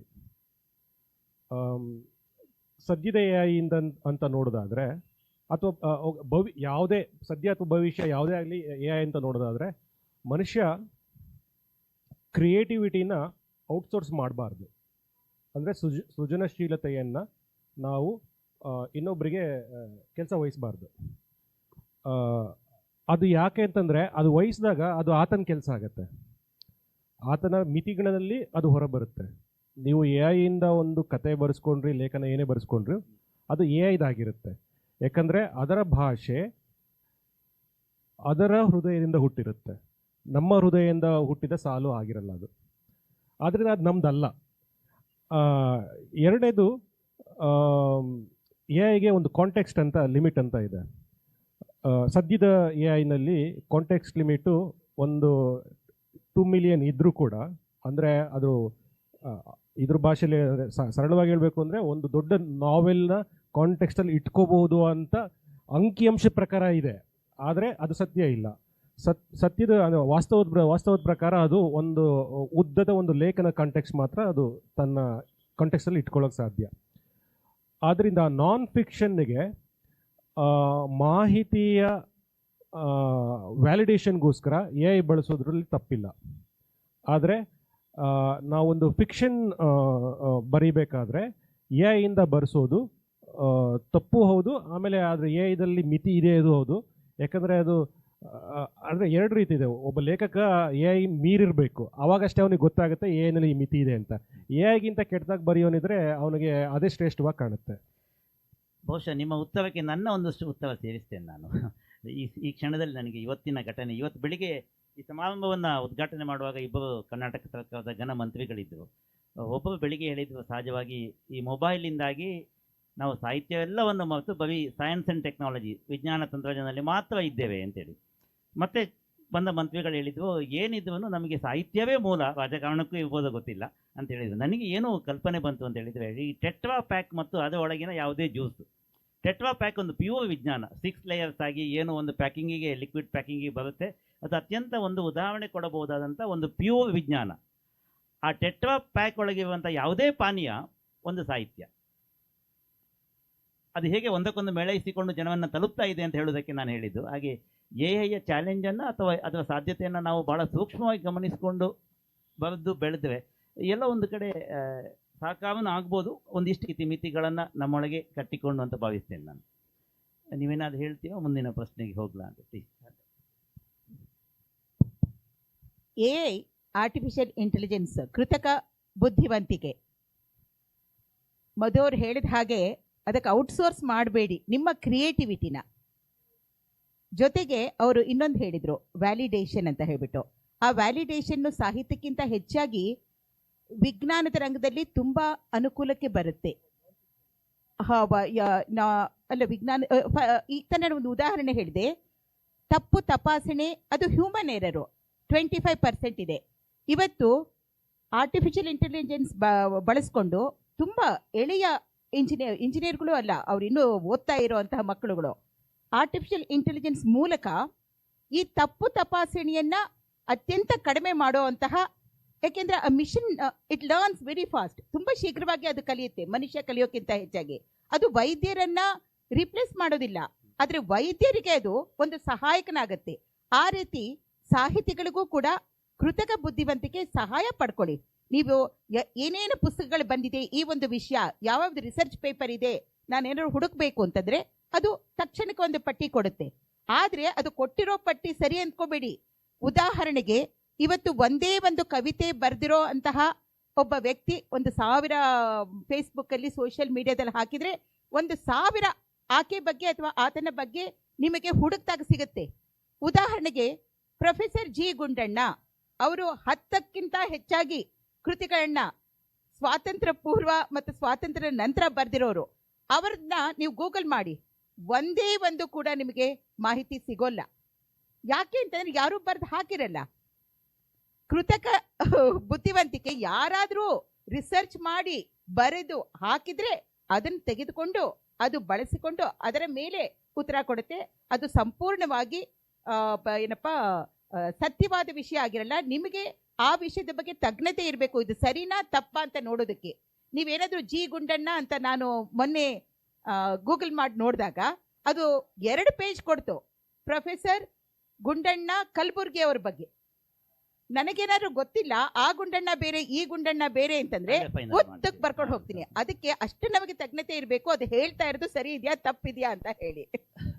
ಬಹುಶಃ ನಾವು ಸಾಹಿತ್ಯ ವಲಯದವರು ಒಂದನ್ನು ಒಪ್ಪಿಕೊಳ್ಳೇಬೇಕು. ನಾವು ಎಷ್ಟು ಇಲ್ಲ ಹೇಳಿದ್ರು ಒಂದು ಸಿದ್ಧಾಂತ, ಒಂದು ರಾಜಕೀಯ ಒಲವು ನಮ್ಮನ್ನು ಒಂದಿಷ್ಟು ಕಾಡ್ತದೆ, ಅಥವಾ ನಮ್ಮ ಬರವಣಿಗೆಯಲ್ಲಿ ಅಲ್ಲಿ ಇಲ್ಲಿ ಕಾಣ್ತದೆ. ಈ ವಿಜ್ಞಾನ ರೂಪದ ಬರವಣಿಗೆ ಆಗುವಾಗ ಇದರ ಒಂದು ಸಮತೋಲನ ಹೇಗೆ ಮಾಡ್ಬೋದು? ಇದು ನಾವು ಎಷ್ಟು ಸಹ ಇಲ್ಲ, ನಾನು ಬಹಳ ಯಾವುದೇ ರೀತಿಯ ಒಂದು ಪ್ರಿಜುಡಿಸಸ್ ಇಲ್ಲದೆ ಬರಿತಾನೆ ಹೇಳಿದ್ರು ಸಹ ನಮ್ಮೊಳಗಿನ ಇಲ್ಲದ ಒಂದು ಪ್ರಜ್ಞೆ ಹಾಗೆ ಮಾಡಿಸ್ತದೆ ಅಂತ ಹೇಳೋದು ಬಹುತೇಕ ನಮಗೆ ಕಾಣುವಂಥದ್ದು. ವಿಜ್ಞಾನ ರೂಪದ ಬರವಣಿಗೆಯಲ್ಲಿ ಇದನ್ನು ನಿವಾರಿಸ್ಬೋದು ಅಂತ ಹೇಳುವಂಥದ್ದು ಒಂದು ಕಡೆ ಕಾಣುವಂಥದ್ದು. ಇಲ್ಲ ಇಲ್ಲೂ ಯಾವ ತೊಡಕುಂಟ? ಇಲ್ಲ, ನನಗನ್ಸೋ ಮಟ್ಟಿಗೆ ವಿಜ್ಞಾನ ಅಥವಾ ನೀವು ತಂತ್ರಜ್ಞಾನದ ಬಗ್ಗೆ ಬರವಣಿಗೆ ಮಾಡಲಿಕ್ಕೆ ಹೋದಾಗ ಅದು ಸ್ವಲ್ಪ ಮಟ್ಟಿಗೆ ವಸ್ತುನಿಷ್ಠವಾಗಿಯೇ ಹೊರಡುವಂಥದ್ದು. ನೀವು ಹೇಳುವುದು ಸೃಜನಶೀಲ ಬರವಣಿಗೆಯ ಥಾಟಿನಲ್ಲಿ ಮನುಷ್ಯ ಧೋರಣೆಗಳಿಗೋ ಸಿದ್ಧಾಂತಗಳಿಗೋ ಅಥವಾ ಇಸಮ್ಗಳಿಗೋ ತನ್ನನ್ನು ಕೊಟ್ಟುಕೊಂಡಂತಹ ಆ ಒಂದು ಸೃಜನಶೀಲ ಮನಸ್ಸೇನಿದೆಯಲ್ಲ ಅಲ್ಲಿಂದ ತನ್ನ ಬರವಣಿಗೆಯ ಯಾನವನ್ನ ಶುರು ಮಾಡ್ತಾನೆ. ಇಲ್ಲಿಯ ಬರವಣಿಗೆ ಯಾನ ಶುರುವಾಗೋದು ನಾನು ಆ ವಸ್ತುವಿನ ಬಗ್ಗೆ, ಆ ವಿಚಾರದ ಬಗ್ಗೆ, ಅಥವಾ ಯಾವ ಸೈಂಟಿಫಿಕ್ ನಾಲೆಜ್ ಅನ್ನ ನಾನು ಬರೀಲಿಕ್ಕೆ ಹೊರಟಿರ್ತೇನೋ ಅದನ್ನ ನಾನು ಎಷ್ಟು ತಿಳ್ಕೊಂಡಿದ್ದೇನೆ, ಅದರ ಸಮಗ್ರತೆ ಎಷ್ಟಿದೆ, ಅಥವಾ ಅದರ ಈಗಿನ ಒಂದು ಕಾಲಮಾನಕ್ಕೆ ಸಮಯ ಸಂದರ್ಭೋಚಿತವಾಗಿ ಅದನ್ನು ನಾನು ಅದು ಈಗ ಬೇಕಾಗಿದೆ ಅನ್ನುವ ಒಂದು ಮನನ ಮಾಡಿಸಿ ಓದುಗನನ್ನ ಒಪ್ಪಿಸಿ ಓದಿಸಬೇಕು. ಅಂತಹ ಸವಾಲುಗಳನ್ನೇ ಕೇಂದ್ರವಾಗಿಟ್ಟುಕೊಂಡು ಆಲೋಚಿಸುವ ಪರಿಕ್ರಮ ಕಂಡು ಬರ್ತದೆ. ಹಾಗಿಲ್ಲದೆ ನೀವು ಹೇಳೋ ರೀತಿಯಲ್ಲಿ ಯಾರದ್ದೋ ಓಲೈಕೆಗೋ ಅಥವಾ ಇನ್ಯಾರದ್ದೋ ಒಂದು ಬೆಂಬಲಕ್ಕೋ ವಿಜ್ಞಾನದ ಬರವಣಿಗೆ ಸದ್ಯಕ್ಕೆ ಇಳಿದಿಲ್ಲ. ಮತ್ತು ಅದು ಬೇರೆ ಬೇರೆ ಕಾರಣಗಳಿಗಾಗಿ ಬೇರೆ ಬೇರೆ ರೀತಿಯಲ್ಲಿ ಬಂದಿರಬಹುದು. ಆಗ ಅದನ್ನ ಆ ಸಿನಿಕತನವನ್ನ ಕಂಡು ಹಿಡಿಯದೇ ಇರುವಷ್ಟು ಕನ್ನಡದ ಓದುಗರು ಕೂಡ ಯಾರು ಅಪ್ರಬುದ್ಧರಿಲ್ಲ. ಎಲ್ಲ ಒಂದು ಕಡೆ ನಮಗೆ ಗೊತ್ತಿದ್ದೋ ಗೊತ್ತಿಲ್ಲದೆ ವಿಜ್ಞಾನ ಬರಹಗಳು ತಪ್ಪು ಮಾಹಿತಿಯನ್ನು ಕೊಡುವಂಥ ಸಾಧ್ಯತೆಗಳಿಲ್ವಾ? ಇದಕ್ಕೇನು ಪರಿಹಾರ? ಅಂದರೆ ಅದು ಉದ್ದೇಶಪೂರ್ವಕವಾಗಿ ಇರ್ಬೋದು. ನಮ್ಮ ಇತಿಮಿತಿಯ ಅಧ್ಯಯನ, ಜ್ಞಾನ, ಆ ಕ್ಷಣದ ಜ್ಞಾನ ಇತ್ಯಾದಿಗಳು ಅದು ಬೇಕಾದರೆ ಸೃಜನಶೀಲ ಸಾಹಿತ್ಯದಲ್ಲೂ ಇರ್ಬೋದು. ನಾನು ಇಲ್ಲಿ ಇವತ್ತಿನ ಮಾತುಗಳನ್ನು ಹೆಚ್ಚು ಸೃಜನಶೀಲ ಸಾಹಿತ್ಯದ ಹಿನ್ನೆಲೆಯಲ್ಲಿ ಕೇಳ್ತಾ ಇದ್ದೇನೆ. ಲೇಖನಗಳ ಜರ್ನಲ್ಗಳಿರುವ ಲೇಖನಗಳಲ್ಲ, ಎಲ್ಲೋ ತಪ್ಪು ಮಾಹಿತಿಯನ್ನು ಕೊಡುವಂಥ ಸಾಧ್ಯತೆಗಳಿಲ್ವಾ? ಹಾಗೆ ಇರುವಾಗ ಅದನ್ನು ಹೇಗೆ ನಾವು ಓವರ್ಕಮ್ ಮಾಡ್ಬೋದು ಅಂತೇಳಿ. ಇಲ್ಲ, ನನ್ನ ಪ್ರಶ್ನೆ ಮುಂದುವರಿದ ಭಾಗ ಅಲ್ಲ, ರಾಂಗ್ ಮೆಸೇಜ್ಗಳು ಅಂತ ಹೇಳಿದರೆ ನಾವು ವಿಜ್ಞಾನದ ಮೂಲಕ ಒಂದು ವಿಚಾರವನ್ನು ಸೃಜನಶೀಲವಾಗಿ ಕೊಡುವಾಗ ಎಲ್ಲೋ ಒಂದು ಕಡೆ ನಮ್ಮ ಕಲ್ಪನೆ ಸೇವೆ ನಾವು ಸ್ವಲ್ಪ ಆಕರ್ಷಕವಾಗಿ ಕೊಡ್ಲಿಕ್ಕೆ ಹೋಗಿ ವೈಜ್ಞಾನಿಕವಾಗಿ ಅದು ತಪ್ಪು ಅಂತ ಆಗುವಂಥದ್ದು ಇರುವಂಥದ್ದು ಸಾಧ್ಯತೆಗಳಿಲ್ವಾ? ಇದ್ದರೆ ಅದನ್ನು ಹೇಗೆ ನಾವು ಓವರ್ಕಮ್ ಮಾಡ್ಬೋದು ಅಂತೇಳಿ. ಹೌದು, ಕೆಲವು ಸಲ ಇದೆ. ಅಂದರೆ ನೀವು ಏನು ಉದ್ದೇಶ ಇಟ್ಕೊಂಡು ಬರಿತೀರ ಅನ್ನೋದ್ರ ಮೇಲೆ ವಿಜ್ಞಾನವನ್ನು ಹೆಂಗೆ ಬೇಕಾದರೂ ಹೇಳ್ಬೋದು ಅನ್ನೋದು ಇದೆ. ಅಂದರೆ ಅವಾಗ ಅಲ್ಲಿ ಒಂದು ಕಾಲ್ಪನಿಕ ಸೃಜನಶೀಲತೆ ಬರುತ್ತೆ. ಈಗ ನೀವು ವಿಜ್ಞಾನವನ್ನು ವೈಚಾರಿಕತೆ ಹಬ್ಬಿಸಲು ಬಳಸಿದಾಗ ಕೆಲವು ಸಂಗತಿಗಳನ್ನ ಹೇಳ್ತೀವಿ, ಕೆಲವು ಸಂಗತಿಗಳನ್ನ ಹೇಳೋದಿಲ್ಲ. ಆಮೇಲೆ ಎಷ್ಟೊಂದು ಸಲ ವೈಚಾರಿಕವಾಗಿ ಮಾತಾಡಬೇಕಾದ್ರೂ ಕೆಲವರು ವಿಜ್ಞಾನದ ಮೇಲೆ ತುಂಬ ವೈಚಾರಿಕತೆ ಆರೋಪಿಸ್ತಾರೆ. ವಿಜ್ಞಾನ ಅದು ಏನೂ ಅಲ್ಲ, ಅದು ಟ್ರೆಡಿಷನಲ್ಲೂ ಅಲ್ಲ, ರ್ಯಾಷನಲ್ಲೂ ಅಲ್ಲ, ಏನೂ ಅಲ್ಲ. ಅದು ಒಂದು ಸತ್ಯದ ಶೋಧನೆಯ ಮಾರ್ಗ ಅಷ್ಟೇ. ಅದು ತುಂಬ ಪ್ಲೇನ್ ಆ್ಯಂಡ್ ಸಿಂಪಲ್. ಅದು it always questions what is unknown and tries to find out what is ಅದು ಏನು ಅಂತ ಅಷ್ಟೇ. ಅದಕ್ಕೆ ಯಾವುದಕ್ಕೆ ಸಿದ್ಧಾಂತ ಇಲ್ಲ. ಸೊ ಹೀಗೆ ಮಾಡಬೇಕಾದ್ರೆ ತಪ್ಪು ಅಲ್ಲದ ವಿಜ್ಞಾನ ಹೇಳದ ಸಂಗತಿ ಹೋಗುವ ಅವಕಾಶ ಇದೆ. ಅದರ ಹೊರತಾಗಿ ವಿಜ್ಞಾನವನ್ನು ಕಾವ್ಯಾತ್ಮಕವಾಗಿ ಅಥವಾ ಒಂದು ಅರ್ಥ ಮಾಡಿಸುವ ಉದ್ದೇಶದಿಂದ ಸ್ವಲ್ಪ ಕಾಲ್ಪನಿಕವಾಗಿ ಅಥವಾ ಆಕರ್ಷಕವಾಗಿ ಹೇಳೋದ್ರಲ್ಲಿ ತಪ್ಪಿಲ್ಲ ಅಂತ ನನಗನ್ಸುತ್ತೆ. ಯಾಕಂದರೆ ಅಲ್ಟಿಮೇಟ್ಲಿ ಉದ್ದೇಶ ಏನು? ನಾವು ನಮಗೆ ವಿಷಯ ತಲುಪಿಸೋದಿರುತ್ತೆ. ಆ ವಿಜ್ಞಾನದ ಅಂಶವನ್ನು ಅದಕ್ಕೆ ದ್ರೋಹ ಮಾಡ್ದಂಗೆ ತಲುಪಿಸಿದ್ರೆ ಯಾವ ಮೂಲಕನಾದ್ರೂ ತಲುಪಿಸ್ಬೋದು ಅಂತ ನಾನು ಕೊನೆಯ ಹಂತಕ್ಕೆ ಬರುವ ಮೊದಲು ನಾವು ದಯವಿಟ್ಟು ಪೂರ್ವಾಗ್ರಹ ಅನ್ನೋದು ಸಾಹಿತಿ ಪೂರ್ವಾಗ್ರಹ ಇಟ್ಕೊಂಡು ಬರೆದಾಗ ಅದು ಒಂದು ರೀತಿ ಅಸ್ತ್ರವಾಗ್ಬೋದು. ಯಾರನ್ನೋ ಓಲೈಸೋದಕ್ಕೆ, ಪ್ರಭುತ್ವವನ್ನು ಓಲೈಸೋದಕ್ಕೆ. ನಾವು ಹಿಟ್ಲರ್ನ ಒಂದು ಕಾಲವನ್ನು ನೋಡಿ, ಇದು ಬರೀ ಸಾಹಿತಿಗಳು ಪೂರ್ವಾಗ್ರಹ ಮಾತ್ರ ಶಾಪ ಆಗುತ್ತೆ ಅಂತಲ್ಲ, ವಿಜ್ಞಾನಿಗಳ ಪೂರ್ವಾಗ್ರಹ ಕೂಡ. ವಿಜ್ಞಾನ ಅವ್ರು ಹೇಳಿದ ಹಾಗೆ ನಿಜ, ಅದು ಅವಲೋಕಿಸುತ್ತೆ, ವಸ್ತುನಿಷ್ಠವಾಗಿರುತ್ತೆ. ಆದ್ರೆ ವಿಜ್ಞಾನಿಗಳು ಎಲ್ಲರೂ ವಸ್ತುನಿಷ್ಠವಾಗಿರ್ತಾರೆ ಅಂತ ಅಲ್ಲ. ಯಾಕೆಂದ್ರೆ ನಾನು ಆಗ್ಲೇ ನಿಮ್ಗೆ ಹೇಳಿದ ಹಾಗೆ ಇದು ಹೆಣ್ಮಕ್ಳಿಗೆ ವಿಜ್ಞಾನ ಆಗಲ್ಲ ಅಂತ ಹೇಳ್ಬಿಟ್ಟು ಅನೇಕ ಬಾಗಿಲುಗಳು ನಮಗೆ ಮುಚ್ಚಿತ್ತು. ಇಲ್ಲ, ಆ ಕಾಲಘಟ್ಟ ಹೋಗಿಲ್ಲ. ಭಾರತದಲ್ಲಿ ಮಹಿಳೆಗೆ ವೈದ್ಯ ರಂಗದ ಬಾಗಿಲು ತೆಗೆದಿದ್ದು 19ನೇ ಶತಮಾನದ ಪೂರ್ವಾರ್ಧದಲ್ಲಿ. ಇಂಜಿನಿಯರಿಂಗ್ ನಾವು ಒಳಗೆ ಹೋಗಕ್ಕೆ ಸಾಧ್ಯ ಆಗಿದ್ದು 1940ರಲ್ಲಿ. 1992 ತನಕ ಸೇನೆ ಬಾಗಿಲು ತೆಗೆದಿರ್ಲಿಲ್ಲ. 92ರಲ್ಲಿ ಸೇನೆ ಬಾಗಿಲು ತೆಗೆದ ಮೇಲೆ 2020 ತನಕ ಅವ್ರಿಗೆ ಕಮಾಂಡರ್ ಪೋಸ್ಟ್ ಕೂಡ ಬರಕ್ ಬಿಟ್ಟಿರ್ಲಿಲ್ಲ. ತುಂಬಾ ತಾರತಮ್ಯಗಳು ಇವತ್ತು ಇದೆ. ವಿಜ್ಞಾನಿಯ ತಾರತಮ್ಯ ಏನಪ್ಪಾ, ಒಂದು ತಾರತಮ್ಯದ ಮನೋಭಾವ ಇರುತ್ತಲ್ಲ, ಅದು ಎಷ್ಟು ಅಪಾಯಕಾರಿ ಅಂದ್ರೆ, ಆಸ್ಟ್ರೇಲಿಯಾಗೆ ನೀವು ಹೋದಾಗ ನೋಡಿ, ಅಬಾರಿಜಿನಲ್ ಜನರನ್ನ ಅವರು ಮನುಷ್ಯರೇ ಅಲ್ಲ, ಅವ್ರಿಗೆ ಬುದ್ಧಿಯೇ ಇಲ್ಲ, ಅವ್ರನ್ನ ಬೇಟೆ ಆಡಬಹುದು. ಈ ಒಂದು ಅದಿಮ ಜನರನ್ನ ಸಂಪೂರ್ಣವಾಗಿ ನಿರ್ನಾಮಕ್ಕೆ ತಂದಿದ್ದು social Darwinism, survival of the fittest ಅಂತ ಒಂದು ಏನಪ್ಪಾ ಹುಸಿ ವಿಜ್ಞಾನವನ್ನ, ಸೂಡೋ ಸೈನ್ಸ್ ಅನ್ನ ತಂದು. ಹಾಗಾಗಿ ನಮ್ಮ ವಿಜ್ಞಾನಿಗಳ ಪೂರ್ವಾಗ್ರಹ ಸಾಹಿತಿಗಳ ಪೂರ್ವಾಗ್ರಹಗಳಿಗಿಂತ ಹೆಚ್ಚು ಅಪಾಯಕಾರಿ. ನಾನು ಈ ಕೋಟನ್ನ ನನ್ನ ಮಾತಿನ ಕೊನೆಯಲ್ಲಿ ಸೇರಿಸಬೇಕಂತಿದ್ದೆ, ಬಟ್ ಈಗ ತುಂಬ ಮ್ಯಾಚ್ ಆಗ್ತಾ ಇದೆ. ಭಾರತದ ಸಂವಿಧಾನ ಭಾಗ 4 51ನೇ ಅನುಚ್ಛೇದ ಒಂದು ಮಾತನ್ನು ಹೇಳುತ್ತೆ: ವೈಜ್ಞಾನಿಕ ಮನೋವೃತ್ತಿ, ಮಾನವೀಯತೆ, ಜಿಜ್ಞಾಸೆ ಮತ್ತು ಸುಧಾರಣಾ ಮನೋಭಾವವನ್ನು ಬೆಳೆಸುವುದು ಪ್ರತಿಯೊಬ್ಬ ಭಾರತೀಯನ ಮೂಲಭೂತ ಕರ್ತವ್ಯವಾಗಿದೆ. ಇಲ್ಲಿ ನಾನು ಇದನ್ನು ಇವ ಮಾತಿಗೆ ಪೂರಕವಾಗಿ ಸೇರಿಸಿಕೊಂಡೆ. ನಾವು ಒಂದು 5 ನಿಮಿಷ 5-6 ನಿಮಿಷ ಕೆಲವು ಪ್ರಶ್ನೆಗಳಿಗೆ ಹೋಗೋ ಮತ್ತೆ ಕೊನೆ ಹಂತಕ್ಕೆ ಬರುವ. ದಯವಿಟ್ಟು ನಮ್ಮ ಪ್ರಶ್ನೆಗಳಿದ್ರೆ ಅಲ್ಲಿ ಕೈ ಎತ್ತಿದ್ದು ನಮ್ಮ ಮಿತ್ರರಲ್ಲಿ ಮೈಕ್ ಕೊಡಬೇಕು ಪ್ಲೀಸ್. ಮೈಕ್ ದಯವಿಟ್ಟು ಅಲ್ಲಿ ಮೈಕ್ ಕೊಡಿ. ನಿಮ್ಮ ಪ್ರಶ್ನೆಗಳಿದ್ರೆ ದಯವಿಟ್ಟು ಕೇಳಿ. ಯಾವ ಪ್ರಶ್ನೆ ಇದೆ ಕೈ ಎತ್ತಿ, ಮೈಕ್ ಕೊಡ್ತಾರೆ, ದಯವಿಟ್ಟು ಕೇಳಿ. ಬರ್ತಾರೆ ಅವರು ದಯವಿಟ್ಟು.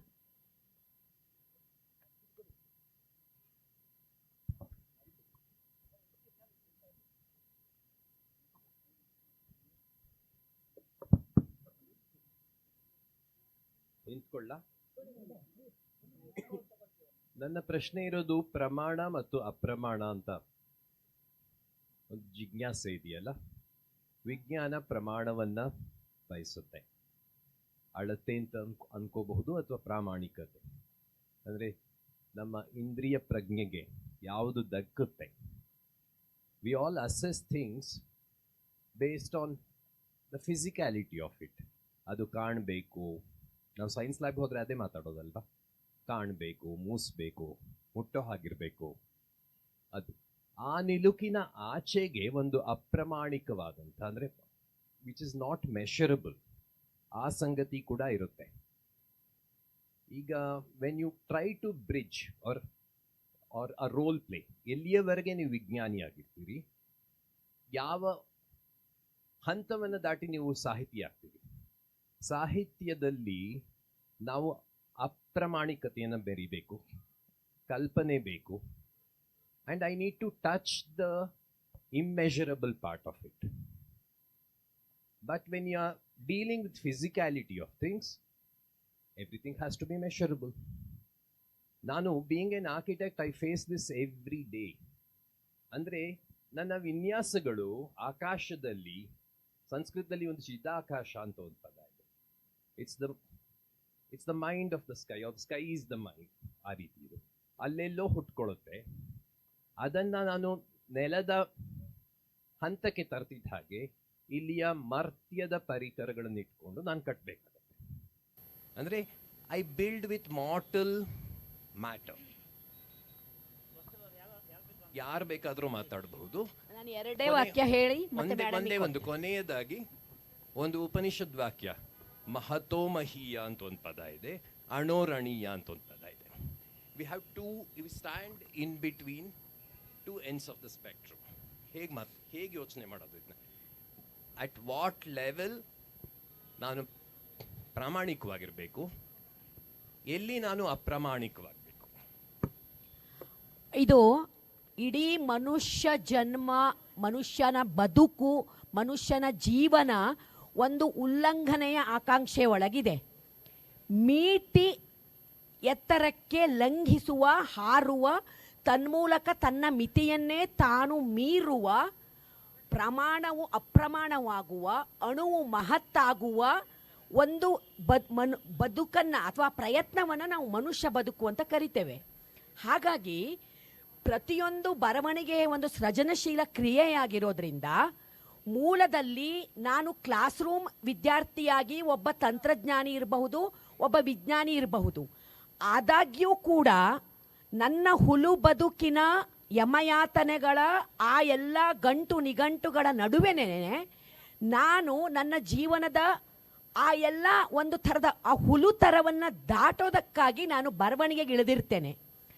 ಇಲ್ಲಿ ಬರವಣಿಗೆಗೆ ಇಳಿದಾಗ ಯಾವ ಕ್ಷಣ ನನ್ನ ವಿಜ್ಞಾನಿಯ ಬಟ್ಟೆ ಕಳಚಿತು, ಯಾವ ಕ್ಷಣ ನನ್ನ ಸಾಹಿತ್ಯದ ನೀರು ಸೆಳೆಯಿತು, ನನಗೆ ಗೊತ್ತಾಗದಿದ್ದಾಗ ಮಾತ್ರ ನಾನು ಪ್ರಾಮಾಣಿಕವಾಗಿ ಬರಿತಾ ಉಳಿತೇನೆ.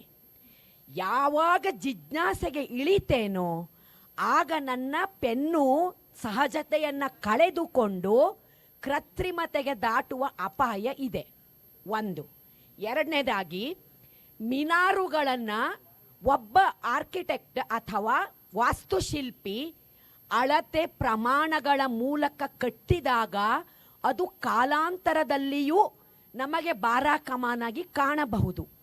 ಆದರೆ ಬರವಣಿಗೆಗೆ ಇಳಿದಾಗ ಅವನು ಆರ್ಕಿಟೆಕ್ಟ್ ಆಗಿದ್ರೂ ಕೂಡ ಅವನಿಗೆ ಆ ಕಮಾನಿನ ಬೀಮು ಈ ಸಿಮೆಂಟು ಕಾಣ್ತಾ ಇದ್ದಾಗ್ಯೂ ಕೂಡ ಅವನ ಬರವಣಿಗೆ, ಅವನನ್ನು ಮತ್ತು ಓದುಗನನ್ನು ಮುಗಿಲಿಗೆ ಮೂಗಿಕ್ಕಿದ ಮಿನಾರುಗಳು ಅಂತ ಲಂಘಿಸ್ತದಲ್ಲ, ಆಗ ಮುಗಿಲಿಗೆ ಅದರ ಮೂಗಿಗೆ ಮುತ್ತಿಡುವ ಹಂಬಲದಲ್ಲಿ ಅವನು ಸಾಹಿತ್ಯದ ಪರಿವೇಶಕ್ಕೆ ಪ್ರವೇಶ ಪಡೆದಿರ್ತಾನೆ.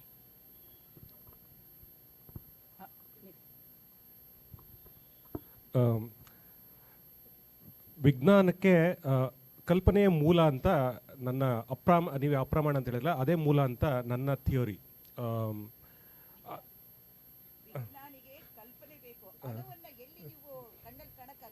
ಹೌದು. ಸೊ ಬಟ್ ಒಂದು ನಾವು ವಿಂಗಡಣೆ ಮಾಡ್ಕೋಬೇಕು, ಆಮೇಲೆ ಇದನ್ನು ತಪ್ಪಾಗಿ ತಿಳ್ಕೊಂಬಿಡ್ತಾರೆ. ಈ ಹನುಮಂತ ಹಾರುವುದು, ಗಣಪನಿಗೆ ಆನೆ ಸೊಂಡಲಿರುವುದು ಇದು ವಿಜ್ಞಾನ ಅಲ್ಲ, ಅದು ಕಲ್ಪನೆ ಇದೆ, ಆದರೆ ಅದು ವಿಜ್ಞಾನ ಅಲ್ಲ. ಆದರೆ ನೀವು ಒಂದು ವಿಶ್ವವನ್ನು, ಕಾಸ್ಮಿಕ್ ಸ್ಪೇಸನ್ನು ಇಮ್ಯಾಜಿನ್ ಮಾಡ್ಕೋಬೇಕು ಅಂದರೆ ಪ್ರಮಾಣದಲ್ಲಿ ಸಾಧ್ಯವೇ ಇಲ್ಲ. ಅದು ಮನುಷ್ಯನ ಪ್ರಮಾಣದ ಅಂದರೆ ಆ ಬೌದ್ಧಿಕ ಮಿತಿಯಲ್ಲಿ ಸಾಧ್ಯವೇ ಇಲ್ಲ. ಯಾಕಂದರೆ ಅದು ಗ್ರಾವಿಟೇಷನಲ್ ಫೀಲ್ಡ್ ಇದೆ ಸ್ಪೇಸ್ ತುಂಬ, ಅದು ಅಲೆಯಂತೆ ಇದೆ. ನಾವು ಸ್ಪೇಸನ್ನು ಹೀಗೆ ಭೌತಿಕವಾಗಿ ಅರ್ಥ ಮಾಡ್ಕೋ, ಸೆಂಟಿಮೀಟರ್, ಕಿಲೋಮೀಟರ್ ಅರ್ಥ ಮಾಡ್ಕೋತಿದ್ದೀವಿ. ಅದು ಅಲ್ವೇ ಇಲ್ಲ. ಇದು ಸ್ಪೇಸ್ ಥಿಯರಿ ಪ್ರಕಾರ ಹೋದರೆ ಅದು ಒಂದು ಈ ಬಾಣಲೆ ಥರ, ಅಂದರೆ ಒಂದು ಬಾಣಲಿ ಇದೆಯಲ್ಲ, ಬಾಣಲಿ ಥರ ಇದೆ ನಮ್ಮ ಸೂರ್ಯನ ಸುತ್ತ ಗ್ರಾವಿಟೇಷನಲ್ ಫೀಲ್ಡ್ ಇದೆ. ಅದು ಆಮೇಲೆ ಅದಕ್ಕೆ ಎಲಾಸ್ಟಿಸಿಟಿ ಇದೆ. ಅಂದರೆ ಚೂಯಿಂಗ್ ಗಮ್ಮಲ್ಲಿ ಎಲಾಸ್ಟಿಸಿಟಿ ಇಲ್ಲ, ಹಿಂಗೆ ಹೇಳಿದ್ರೆ ಇದೆ. ಹಾಗೆ ಸ್ಪೇಸ್ಗೆ ಎಲಾಸ್ಟಿಸಿಟಿ ಇದೆ ಅಂತ ಥಿಯೋರಿ ಹೇಳುತ್ತೆ. ಅದು ಕಲ್ಪನೆಯಿಂದ ಬರೋಕ್ಕಷ್ಟೇ ಸಾಧ್ಯ. ಸ್ಪೇಸ್ಗೆ ಇಲ್ಲಾಂದರೆ ನಮ್ಮ ಇವರ ಮಧ್ಯೆ ಸ್ಪೇಸ್ಗೆ ಎಲಾಸ್ಟಿಸಿಟಿ ಇರೋಕ್ಕೆ ಸಾಧ್ಯವೇ ಇಲ್ಲ. ಹಾಗೆ ಮೇಡಮ್ ನೀವೇ. ಕಲ್ಪನೆ ಬರೀ ಸಾಹಿತಿಗಳಿಗೆ ಬೇಕಾಗುತ್ತೆ, ವಿಜ್ಞಾನಿಗಳಿಗೆ ಬೇಕಾಗಲ್ಲ ಅಂತ ಹೇಳೋಕ್ಕಾಗಲ್ಲ. ಯಾಕೆಂದರೆ ಅಣುವಿನೊಳಗಿನ ಆ ಬ್ರಹ್ಮಾಂಡವನ್ನು ನೋಡೋದಕ್ಕೆ ಕ್ವಾಂಟಮ್ ಮೆಕ್ಯಾನಿಕ್ಸ್, ಅದಕ್ಕೆ ಅಗಾಧವಾದ ಕಲ್ಪನೆ ಬೇಕಿತ್ತು. ಆ ಜೇಮ್ಸ್ ವೆಬ್ ಕ್ಯಾಮ್ರಾ ಅಲ್ಲ, ಟೆಲಿಸ್ಕೋಪ್, ಅದು ನಮಗೆ ತೋರಿಸ್ತಾ ಇರೋದು 13.2 ಬಿಲಿಯನ್ ಇಯರ್ಸ್ ಹಿಂದೆ ನಮ್ಮ ವಿಶ್ವ ಹೇಗಿತ್ತು ಅಂತ. ನಮ್ಗೆ ಯಾರಾದರೂ 100 ವರ್ಷದ ಹಿಂದೆ ನಮ್ಮ ತಂದೆ ಪುಟ್ಟ ಕಾಲಿಟ್ಕೊಂಡು ನಡ್ಕೊಂಡು ಹೋಗ್ತಾ ಇರೋ ತೋರಿಸಿದ್ರೆ ಅದ್ಭುತ ಅನಿಸುತ್ತೆ. ನಮ್ಮ ಇಡೀ ವಿಶ್ವದ ಜನನ 13.8 ಬಿಲಿಯನ್ ಇಯರ್ಸ್ ಹಿಂದೆ ಆಗಿತ್ತು. 13.2 ಬಿಲಿಯನ್ ಇಯರ್ಸ್ ಹಿಂದೆ ನಮ್ಮ ವಿಶ್ವ ಇನ್ನು ಅಂಬೆಗಾಲಿಡ್ತಿದ್ದಾಗ ಹೇಗಿತ್ತು ಅಂತ ಅದನ್ನು ನೋಡೋಕ್ಕೆ ಇವತ್ತು ಸಾಧ್ಯ ಆಯಿತು. ಬಟ್ ಅದಕ್ಕೂ ಮೊದಲೇ ಐನ್ಸ್ಟೈನ್ ಅವರ 1905 ಅಂತಹ ಒಂದು ಊಹೆ ಇತ್ತು. ಕಪ್ಪು ಕುಳಿಗಳ ಬಗ್ಗೆ ಅವರ ಕಲ್ಪನೆ ಇತ್ತು. ಆ ಕಲ್ಪನೆ ನಂತರ ಮೆಷರಬಲ್ ಆಯಿತು ಆ ತಂತ್ರಜ್ಞಾನದ ಮೂಲಕ, ಅವಲೋಕನದ ಮೂಲಕ. ಬೆಟರ್ ಟೆಲಿಸ್ಕೋಪ್, ಇವತ್ತು ನಾವು ಜೇಮ್ಸ್ ವೆಬ್ ಟೆಲಿಸ್ಕೋಪು ಅಷ್ಟು ದೂರಕ್ಕೆ ನಮ್ಮ ಇತಿಹಾಸದ ಹಿಂಭಾಗಕ್ಕೆ, ಅಂದರೆ ಟೈಮ್ ಟ್ರಾವೆಲ್ಗೆ ಸಾಧ್ಯ ಆಗಿರೋದಕ್ಕೆ ತಂತ್ರಜ್ಞಾನ. ಹಾಗಾಗಿ ಕಲ್ಪನೆ ಅನ್ನೋದು ಇಬ್ಬರಿಗೂ ಬೇಕಾಗುತ್ತೆ. ಆದರೆ ಅವ್ರು ಹೇಳಿದ ನಿಜ, ನಾವು ಒಂದು ಗಣಪತಿಯ ಚಿತ್ರವನ್ನು ನೋಡಿದಾಗ ಅದು ಒಂದು ಕಲ್ಪನೆ. ಅದನ್ನು ನಾವು ಹೆಡ್ ಟ್ರಾನ್ಸ್ಪ್ಲಾಂಟ್ ಅವಾಗಲೇ ಇತ್ತು ಅಂತ ನಾವು ಹೇಳಕ್ಕೆ ಹೋಗ್ತೀವಲ್ಲ, ಅದು ಅವೈಜ್ಞಾನಿಕ ಆಗುತ್ತೆ. ಹಾಗಾದರೆ ಪುಷ್ಪಕ ವಿಮಾನಕ್ಕೂ ಈ ಮಾತು ಹೇಳಬೇಕಾಗತ್ತಲ್ಲ. ಹೌದು. ಸೊ ಎಲ್ಲ ಒಂದು ಕಡೆ ಹಾಗಾದರೆ ಪುರಾಣದಲ್ಲಿ ವಿಜ್ಞಾನದ ಹಿನ್ನೆಲೆಯ ವಿಚಾರಗಳು ಹೆಚ್ಚು ಹೌದು, ಹೆಚ್ಚು ವೈಜ್ಞಾನಿಕ ಖಚಿತತೆ ಇರಲಿಲ್ಲ ಹಾಗಾದರೆ. ಹಾಂ ಹಾಂ ನನಗೊಂದು ಕ್ವಶನ್ ಕೇಳ್ಬಿಡಿ ಪ್ಲೀಸ್. ಅಲ್ಲ, ಮಧು ಹೇಳ್ಬಿಡ್ಲಿ ಇದಕ್ಕೆ ಏನೋ ಉತ್ತರ. ಆ ವಿಷಯಕ್ಕೆ ಹೋದ ತಕ್ಷಣ ಏನೇನು ಹೇಳಬೇಕು ಅಂತ ಅನ್ಸುತ್ತೆ. ಇದು ಮೇಡಮ್ ಆ ವಿಷಯ ಕೇಳಬೇಕು ಅಂದರೆ ಹೌದು, that's a very well imagination. ಅದು ಯಾರು ಬರೆದ್ನೋ, ವಾಲ್ಮೀಕಿ ಅವ್ರು ಯಾರು ಬರೆದ್ರಲ್ಲ ಅವ್ರಿಗೆ ಹ್ಯಾಟ್ಸ್ ಆಫ್. ಅದು ಇದೆಯಲ್ಲ, ಅದು ಇಟ್ಸ್ ವೆರಿ ಇದೆ. ಆಮೇಲೆ ಇದು ಬಂದಲ್ಲ, ಗ್ರಾವಿಟೇಷನಲ್ ಫೀಲ್ಡಿಗೆ ಬಂದಲ್ಲ ಇಲ್ಲಿವರೆಗೂ. ಇವಾಗ ನಿಮ್ಮಲ್ಲಿ 99 ಜನ ನಾವೇನು ಅಂದ್ಕೊಂಡಿದ್ದೀವಿ, ಭೂಮಿ ಸೂರ್ಯನ ಸುತ್ತ ಗ್ರಾವಿಟೇಷನಲ್ ಪುಲ್ಲಿಂದ ತಿರುಗ್ತಾ ಇದೆ ಅಂತ. ಅಂದರೆ ಅತಿ ತೂಕವಾದ ವಸ್ತುವಿನ ಸುತ್ತ ಕಡಿಮೆ ತೂಕದ ವಸ್ತು ಗ್ರಾವಿಟೇಷನಲ್ ಪುಲ್ಲಿಂದ ತಿರುಗುತ್ತೆ. ನಾವು ಸ್ಕೂಲಲ್ಲಿ ಹೇಳ್ಕೊಡೋದು ಅದೇ. ಬಟ್ ಈ ಕ್ವಾಂಟಮ್ ಇದ್ರ ಪ್ರಕಾರ ಅದು ಗ್ರಾವಿಟೇಷನಲ್ ಫೀಲ್ಡ್ ಬಾಣ್ಲಿ ಥರ ಇರೋದ್ರಿಂದ ಸುತ್ತಾ ಇದೆ ಅಂತ. ಎನಿವೇಸ್, ಅದು ವಿವರವಾಗಿ ಆಮೇಲೆ ಮಾತಾಡ್ಬೋದು. ನೀವು ಪ್ರಶ್ನೆ ಕೇಳಿ. ಇಲ್ಲ, ನನಗೆ ಒಂದು ಕ್ವಶನ್ 3 ಜನರಿಗೆ ಕೇಳ್ತಾ ಇದ್ದೀನಿ, ಮಧು ಮತ್ತು ಪ್ರಜ್ಞಾ ಮೇಡಮ್ ಮತ್ತು ಚಂದ್ರ ಮೇಡಮ್. ಈಗೀಗ ಅಂದರೆ ಸೋಷಿಯಲ್ ಮೀಡಿಯಾ ಜಾಸ್ತಿ ಆದಮೇಲೆ ಈ ಸೂಡೋ ಸೈನ್ಸ್ ಬರೆಯೋರು, ಹೇಳೋರು ಮತ್ತು ರೀಲ್ ಮಾಡೋರು, ನಾನು ಆ್ಯಸ್ ಅ ಜರ್ನಲಿಸ್ಟ್ ನಾನು very seriously affected by fake news. ಪಾಪ ನಿನ್ನೆ ಜೀವಂತ ಇರ್ತಾನೆ, ಇವತ್ತು ಅವ್ನು ಕೊಂದು ಬಿಟ್ಟಿರ್ತಾರೆ, ಮತ್ತು ಮರುದಿವಸ ಅವನು ಜೀವಂತ ಆಗ್ತಾನೆ. ನಾವು ಅದರ ಕನ್ಫರ್ಮ್ ಮಾಡೋದ್ರಾಗ ನಮ್ಮ ಜೀವ ಹೋಗ್ತಾ ಇತ್ತು. ನನಗೇನು ಅನ್ಕೊಂಡಿದ್ದೆ ನಿಜವಾಗ್ಲೂ ಅಂದರೆ ಸೋಷಿಯಲ್ ಮೀಡಿಯಾ ಬಂದ ಮೇಲೆ ನಾವು ಇನ್ನೂ ಜಾಸ್ತಿ ರ್ಯಾಷನಲ್ ಆಗ್ಬೋದು ಅಂತ ಅಂದ್ಕೊಂಡಿದ್ದೆ. ಅದು ಉಲ್ಟಾ ಹೋಗ್ತಾ ಇದೆ. ರಾವಣನ ತಲೆ ಸಿಕ್ಕಿದೆ, ಅದು ಇದು ಏನೇನು. ನೀವು as creative opposition to this, because ನೀವಂತೂ ಎಷ್ಟೋ ವರ್ಷದಿಂದ ಬರಿತಾ ಇದ್ದೀರಿ, ಮಧು ಈಗೀಗ ಬರಿತಾ ಇದ್ದಾರೆ. ಈ ಸೂಡೋ ಸೈನ್ಸನ್ನ ಸೋಷಿಯಲ್ ಮೀಡಿಯಾದಲ್ಲಿ ಬ್ಯಾಟಲ್ ಮಾಡಲಿಕ್ಕೆ ಕ್ರಿಯೇಟಿವ್ ಆಪ್ಷನ್ಸ್ ಏನು ಇದೆ ಅಂತ ನೀವು 3 ಜನ ಹೇಳಿ. ಸೋಷಿಯಲ್ ಮೀಡಿಯಾದಲ್ಲಿ ಬರೋ ಅಂಥದ್ದನ್ನ ನಾನು ಗಂಭೀರವಾಗಿ ಪರಿಗಣಿಸಲ್ಲ. ಯಾವುದೇ ವಿಷಯ ಅಲ್ಲಿ ಬಂದಾಗ ನಾವು ಹುಡ್ಕೊಂಡು ಹೋಗ್ಬೇಕಾಗತ್ತೆ ಮೂಲ. ಇವಾಗ ನೀವು ವಿಕಿಪೀಡಿಯಾ ಸೋಷಿಯಲ್ ಮೀಡಿಯಾ ಥರದ್ದಲ್ಲ. ಅದರ ವಿಕಿಪೀಡಿಯಾ ನೀವು ನೋಡಿದಾಗ್ಲೂ ಕೂಡ ಅಲ್ಲಿರೋದನ್ನೇ ನೀವು ಸತ್ಯವಾಗಿ ತೊಳಕ್ಕಾಗಲ್ಲ. ಆದ್ರೆ ಅದರ ಎಲ್ಲಿಂದ ಮಾಹಿತಿ ತಗೊಂಡಿದ್ದಾರೆ ಅವುಗಳು ಹುಡ್ಕೊಂಡು ಹೋದಾಗ ಆ ಮಾಹಿತಿ ಸರಿಯಾದ ರಿಸರ್ಚ್ ಪೇಪರ್ಸ್, ಸರಿಯಾದ ವ್ಯಕ್ತಿ ಅಧ್ಯಯನ ಮಾಡಿ ಒಂದು ಹಿಂದೂ ಪೇಪರಲ್ಲೋ ಡೆಕ್ಕನ್ ಹೆರಾಲ್ಡೋ ಬಂದಾಗ ಅಲ್ಲಿ ಅಷ್ಟು ಜನ ಸಂಪಾದಕರು ನೋಡಿ ಮಾಡಿರ್ತಾರೆ. ಎಲ್ಲೂ ಈ ಸೋಷಿಯಲ್ ಮೀಡಿಯಾದಲ್ಲಿ ಬಂದಿರೋದು ಅದು ಯಾರು ಮಾಡಿದ್ರು ಅನ್ನೋದು ನಮ್ಗೆ ಸಿಗೋದಿಲ್ಲ. ಹಾಗಾಗಿ ಅದನ್ನ ಗಂಭೀರವಾಗಿ ತೆಗೆದುಕೊಳ್ಳಕ್ಕೆ ಆಗೋದಿಲ್ಲ ಸರ್. ಸೋಷಿಯಲ್ ಮೀಡಿಯಾದಲ್ಲಿ ಬಂದಿರೋದನ್ನಷ್ಟೇ ಗಂಭೀರವಾಗಿ ತಗೊಳ್ಳಲ್ಲ. ಆದ್ರೆ ಸೋಷಿಯಲ್ ಮೀಡಿಯಾನ ಬಳಸ್ಕೊಂಡು ಕೆಲವು ನಿಜವಾದ ವಿಜ್ಞಾನಿಗಳು ಮತ್ತು ವಿಜ್ಞಾನ ಲೇಖಕರು ಕೂಡ ಅವರ ಬಗ್ಗೆ ಆಗ್ಲೇ ನಮಗೆ ತಿಳಿದಿರುತ್ತೆ. ಅವರು ಸೋಷಿಯಲ್ ಮೀಡಿಯಾದಲ್ಲಿ ಹಾಕಿದಾಗ ಓ ಇವರು ಸೀರಿಯಸ್ ಆಗಿ ಬರೆಯುವಂತವ್ರು ಅಂತ ನಾವು ಹೆಚ್ಚು ವಿಶ್ವಾಸಾರ್ಹ ಬರಹ ಆಗತ್ತೆ. ನಾನು ಬಡ್ದಾಡಿದ್ದೀನಿ ಸೋಷಿಯಲ್ ಮೀಡಿಯಾದಲ್ಲಿ. ರಕ್ತ ಬಿಸಿ ಇದ್ದಾಗ ಸೋತಿದ್ದೀನಿ. ನಾನು ಪ್ರಾಮಾಣಿಕ ಒಪ್ಕೋತೀನಿ. ಯಾಕಂದರೆ ಅಷ್ಟು ಅಮೌಂಟ್ ಆಫ್ ಇಗ್ನೋರೆನ್ಸ್ ಮುಂದೆ ಒಬ್ಬ ಮನುಷ್ಯ ಹೋರಾಡಕ್ಕೆ ಸಾಧ್ಯವೇ ಇಲ್ಲ. ಆಯಿತಾ, ಅದು ಹೆಪ್ಪು ಕಟ್ಟಿಬಿಟ್ಟಿದೆ.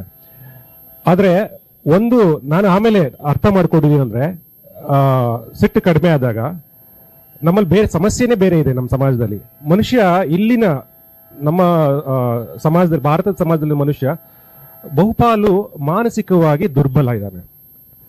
ಅವನು ಬೌದ್ಧಿಕವಾಗಿ ಶಕ್ತನಾಗಿಲ್ಲ. ಅವನಿಗೆ ಸದಾ ಒಂದು ಆಸರೆ ಬೇಕು, ಬೌದ್ಧಿಕ ಆಸರೆ ಬೇಕು, ಸಂಬಂಧಗಳಲ್ಲೂ ಆಸರೆ ಬೇಕು, ಅವನಿಗೆ ಗುರು ಬೇಕು. ಅದರಿಂದ ಯಾರೋ ಒಬ್ಬ ಒಳ್ಳೆ ವಿಸ್ಡಮ್ ತುಂಬೋ ಗುರುಗಳು ಜಾಸ್ತಿ ನಮ್ಮಲ್ಲಿರೋದು, ಹಾಗೆ ಟೀಚರ್ಗಳು ಎಲ್ಲ ಇರೋದು. ಸೊ ಇಂಥ ಪರಿಸ್ಥಿತಿ ಅದಿದೆ, ನಾವು ಒಪ್ಕೋಬೇಕು, ವಾಸ್ತವ ಇದೆ. ಆದ್ರಿಂದ ಇವರು ಈ ಸೂಡೋ ಸೈನ್ಸ್ ಇಂದ ಹೊರಗಡೆ ಬರಬೇಕು ಅಂದ್ರೆ ಇನ್ಯಾರೋ ತಿಳಿ ಹೇಳಿದ್ರೆ ಖಂಡಿತ ಬರಲ್ಲ. ಅವರು ತಾವಾಗೆ ಸಶಕ್ತರಾಗಬೇಕು. ಆ ಸಶಕ್ತರಾಗಬೇಕು ಅಂತಂದ್ರೆ ಅವರು ಇಂಟೆಲೆಕ್ಚುಲಿ ಬೆಳಿಬೇಕು, ಅದು ಸಾಹಿತ್ಯ ಮಾಡಬೇಕು. ಆ ಸಾಹಿತ್ಯ ಸ್ವಲ್ಪ ಮುನ್ನೆಲೆಗೆ ಬರಬೇಕು ಅಂತ ನನ್ಗನ್ಸುತ್ತೆ.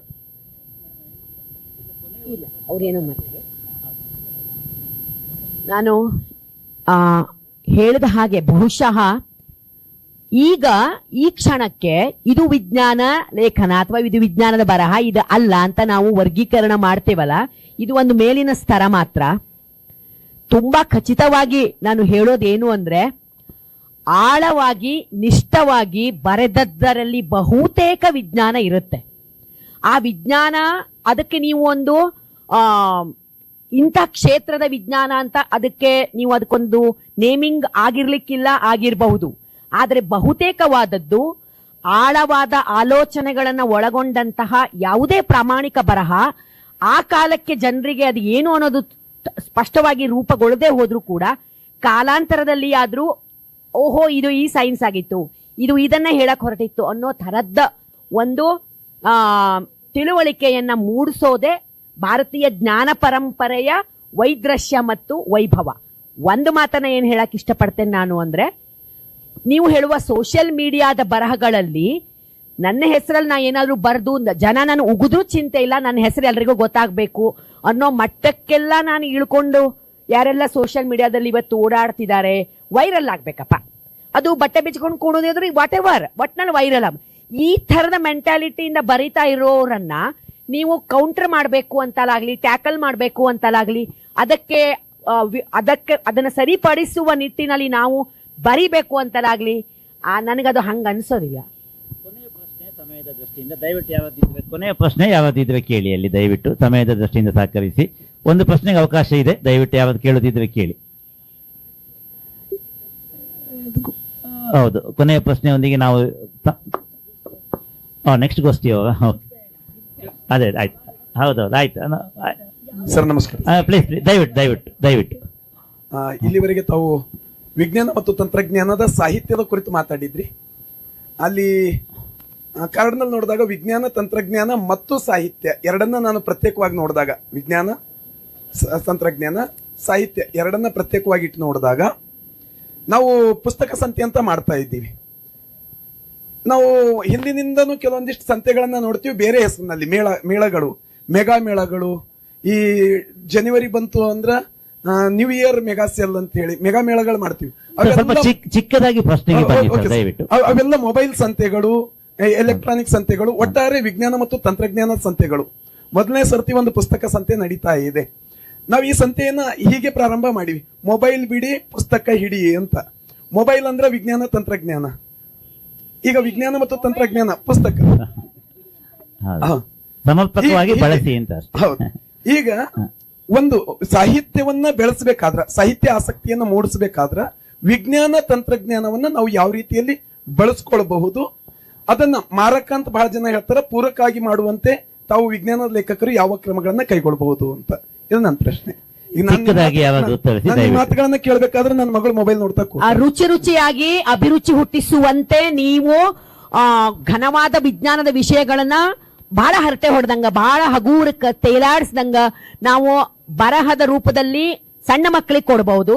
ಅದನ್ನೇ ಸ್ವಲ್ಪ ಗಾಂಭೀರ್ಯದೊಂದಿಗೆ ಖಚಿತ ಬರವಣಿಗೆಯೊಂದಿಗೆ ಯುವಕರನ್ನ ತಲುಪಬಹುದು. ಆಮೇಲೆ ಈ ಹೊತ್ತು ಹೋಗುದಿಲ್ಲ ಅಂತ ತಿಳ್ಕೊಂಡವ್ರು ವಯಸ್ಸಿನಲ್ಲಿದ್ದವರಿಗೂ ಸಹಿತ ಆಧ್ಯಾತ್ಮ ಅನ್ನೋದು ಒಂದು ವಿಜ್ಞಾನವೇ ಆದ ಕಾರಣ ಆ ಎಲ್ಲಾ ಜ್ಞಾನವನ್ನ ಇಟ್ಟುಕೊಂಡಂತಹ ನಮ್ಮ ಬರವಣಿಗೆಗಳ ಮೂಲಕ ತಲುಪಬಹುದು. ಹಾಗಾಗಿ ಓದುಗರ ಆಸಕ್ತಿಯನ್ನ ಹುಟ್ಟಿಸುವ ನಿಟ್ಟಿನಲ್ಲಿ ನಮಗ್ ಅತ್ಯಂತ ವಿಶೇಷವಾದ ಜ್ಞಾನವನ್ನ ಅತ್ಯಂತ ಸುಲಭ ರೂಪದಲ್ಲಿ ತಿನ್ನಿಸಬಹುದು. ತುತ್ತು ಮಾಡಿ ತಿನ್ನಿಸುವ ತಾಯಿ ಅದು ಒಳಗಿರುವುದು ಎಂತ ಘನವಾದಂತಹ ಅಡಿಗೆ ಆಗಿದ್ರೂ ಸಹಿತ ಅದು ಕಡೆಗೂ ಕೌಶಲ್ಯದ ಅವಲಂಬನೆಯ ಮೂಲಕ ಅವಳು ಎಷ್ಟು ಶಾಣ್ಯಾಕಿದಾಳ ಅನ್ನೋದ್ರ ಮೂಲಕ ಆಕಿ ಮಗುವಿಗೆ ಹೆಚ್ಚಿಗೆ ಕಡಿಮೆ ತಿನ್ನಿಸ್ತಿರ್ತಾಳಲ್ಲ, ಹಂಗ ಬರಹಗಾರನ ಬರವಣಿಗೆಯ ಕೌಶಲ್ಯ ಮತ್ತು ಆ ವಸ್ತುವಿನ ಕುರಿತ ಅವನ ಶ್ರದ್ಧೆ, ಆ ಒಂದು ಕೆಲಸವನ್ನ ಮಾಡೋದ್ರಲ್ಲಿ ಯಾವುದೇ ಸಂಶಯ ಇಲ್ಲ. ಕಾರಂತರು, ಪೂಚಂತೆ ಅವರು ಬರೆದಿದ್ದನ್ನ ರುಚಿಯಾಗಿ ಇವತ್ತು ಓದುಗರು ಓದ್ತಿದಾರ. ಪೂಚಂತೆ ಅವರ ನಾವೆಲ್ಲು ಅದು ವೈಜ್ಞಾನಿಕ ಅಂತ ನಾವು ಆ ಹಣೆಪಟ್ಟಿ ಕೊಡುದಿಲ್ಲ, ಬಟ್ ಅದು ಅದೇ ಆಗಿರ್ತದ. ಅದು ನೀವು ಅದಕ್ಕೆ ಲೇಬಲ್ ಹಾಕ್ಯಾರ ಮಾರ್ರಿ, ಹಂಗ ತಗದಾರ ಮಾರ್ರಿ, ನೀವ್ ಎಷ್ಟ್ ಚಂದ ಬರೆದಿರಿ ಅನ್ನೋದ್ರ ಮೇಲೆ ಮಂದಿ ತಗೊಂಡ್ ಅಡ್ಡಾಡ್ತಿರ್ತಾರ. ಅದನ್ನ ಅದು ಮೊಬೈಲ್ ಬಿಡಿಸುದು ನಮ್ ಕೈಯೊಳಗೈತಿ, ಅದು ಮೊಬೈಲ್ ಕೈಯಾಗಿಲ್ಲ. ಅದು ಇನ್ನೊಂದು 2-3 ನಿಮಿಷದಲ್ಲಿ ಗೋಷ್ಠಿ ಮುಗಿಸ್ಬೇಕು. ನಿಮ್ಮ ಸಹಕಾರ ಇರಲಿ ಅಂತ ಕೇಳಿಕೊಳ್ತಾ ಇದ್ದೇನೆ. ಇಲ್ಲದೆ ನಂಗೆ ವಸ್ತಾವ ಬೈತಾವೆ, ಯಾಕಂದ್ರೆ ಇಲ್ಲ. ಹೌದು ಸರ್, ಚಿಕ್ಕ ಚೊಕ್ಕದಾಗಿ ಹೇಳಿ. ಪ್ರಶ್ನೆ, ನಾವು ಮಂಗನಿಂದ ಮಾನವ ಅಂತ ಹೇಳುವ ಡಾರ್ವಿನಿಕ್ ಸ್ವಾದ ಇದೆ ಅಲ್ಲ, ಈಗ ಮಂಗನಿಂದ ಮಾನವ ಆಗಿದ್ದೇವೆ, ನೆಕ್ಸ್ಟ್ ಏನು ಅಂತ ಅನ್ನೋದ್ರ ಬಗ್ಗೆ ಮತ್ತೆ ಇದು ಪುಸ್ತಕ ಸಂತೆ ಇರೋದ್ರಿಂದ ಇನ್ನೊಂದು ಪ್ರಶ್ನೆ. ವಿಜ್ಞಾನ ಅಂತ ಅನ್ನೋದು ಮೊದಲು ಸಾಹಿತ್ಯದಲ್ಲಿ ಹುಟ್ಟುಕೊಳ್ಳುತ್ತದೆ, ವಿಜ್ಞಾನ ಅದನ್ನ ನನಸಾಗಿಸ್ತದೆ ಅಂತ ಅನ್ನೋದಕ್ಕೆ ಹರಿಹರನ ರಗಳೆಗಳಲ್ಲಿ ಪುಷ್ಪಕ ವಿಮಾನ ಅಂತ ಬರ್ತದೆ. ಆ ಕಾಲಕ್ಕೆ ವಿಮಾನಗಳಿರ್ಲಿಲ್ಲ, ಈಗ ವಿಮಾನಗಳಿವೆ ಅಂತ ಅನ್ನೋದ್ರ ಬಗ್ಗೆ ಅದೀಗಾಗಲೇ ಒಂದು ರೀತಿಯಲ್ಲಿ ಸಾಂಕೇತಿಕ ಉತ್ತರ ಕೊಟ್ಟು ಅಂತ ಭಾವಿಸ್ತೇನೆ. ಮಧು ಪುನಃ ಒಂದ್ಸಲ ಅದನ್ನ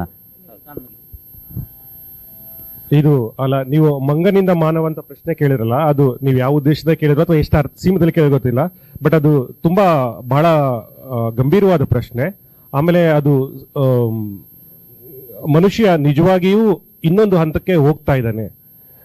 ನೀವು ನೋಡಿದ್ರೆ ನಾವೀಗ ಹೃದಯದಲ್ಲಿ ಪೇಸ್ ಮೇಕರ್ ಹಾಕೋತೀವಿ, ಆಯ್ತಾ? ಕಿಡ್ನಿಗೆ ರಿಪ್ಲೇಸ್ಮೆಂಟ್ ಇದೆ, ಲಿವರ್ಗೆ ರಿಪ್ಲೇಸ್ಮೆಂಟ್ ಇದೆ. ಈಗ ಇನ್ನೊಂದು ಯಾವುದು ಒಂದು ಪಾರ್ಟ್ ರಿಪ್ಲೇಸ್ಮೆಂಟ್ ಪ್ರಾಯೋಗಿಕವಾಗಿ ನಡೀತಾ ಇದೆ, ಅಂದ್ರೆ ಲ್ಯಾಬ್ ಅಲ್ಲಿ ಸಾಧ್ಯವಾಗಿದೆ, ಹೊರಗಡೆ ಇನ್ನೂ ಬಿಟ್ಟಿಲ್ಲ. ಮೆದುಳೊಂದು ಬಿಟ್ಟು ಬಹುತೇಕ ಮನುಷ್ಯನ ಬಾಡಿಗಳು ಎಲ್ಲವೂ ರಿಪ್ಲೇಸ್ ಆಗುವ ಸಾಧ್ಯ ಆಲ್ರೆಡಿ ಇದೆ. ಆಮೇಲೆ ಈಗ ಮೆದುಳಿಗೆ ಪರ್ಯಾಯವಾಗಿ AI ಬಂದಿದೆ, ನಮಗಿಂತ ಶಕ್ತಿಶಾಲಿ ನ್ಯೂರಲ್ ನೆಟ್ವರ್ಕ್ ಆಗಿದೆ. ಅದು AI ಪ್ರಜ್ಞೆ, ಕಾನ್ಶಿಯಸ್ನೆಸ್ ಅನ್ನೋದು ಒಂದಿಲ್ಲ ಅದಕ್ಕೆ ಅನ್ನೋದು ಈಗ ವಾದ, ಎಲ್ಲರೂ ಅದೊಂದು ಡಿಬೇಟೇಬಲ್ ಇದು, ಅದು ಒಂದಿಲ್ಲ. ಬಿಟ್ರೆ ನಾವು 100ಕ್ಕೆ 90 ಭಾಗ ಸೈಬಾರ್ಗ್ ಆಗಿದ್ದೀವಿ ಆಲ್ರೆಡಿ, ಬಯೋಲಜಿಕಲಿ ಆಲ್ರೆಡಿ ಆಗಿದ್ದೀವಿ, ಅಂದ್ರೆ ಇಟ್ಸ್ ಆಲ್ರೆಡಿ ಪ್ರೂವನ್. ಸೊ ಮುಂದಿನ ಹಂತ ಈಗ ಮಂಗನಿಂದ ಮಾನವ, ಮಾನವನಿಂದ ಸೈಬಾರ್ಗ್ ನಾವು ಆಗುವ ಹಂತದಲ್ಲಿದ್ದೇವೆ. ನಮ್ಮ ಮೊಮ್ಮಕ್ಕಳು ಮರಿಮಕ್ಕಳು ಆಗಿರ್ತಾರೆ. ಆತ್ಮೀಯವೇ, ಕೊನೆಯ ಒಂದು ಬಹಳ ಧೈರ್ಯದ ಪ್ರಶ್ನೆಯನ್ನು ಕೇಳಿ ಈ ಗೋಷ್ಠಿಯನ್ನು ಮುಗಿಸ್ತಾ ಇದ್ದೇನೆ. ಯಾರು ಬೇಕಾ ಅತಿ ಧೈರ್ಯದ ಉತ್ತರ ಕೊಡ್ಬೋದು.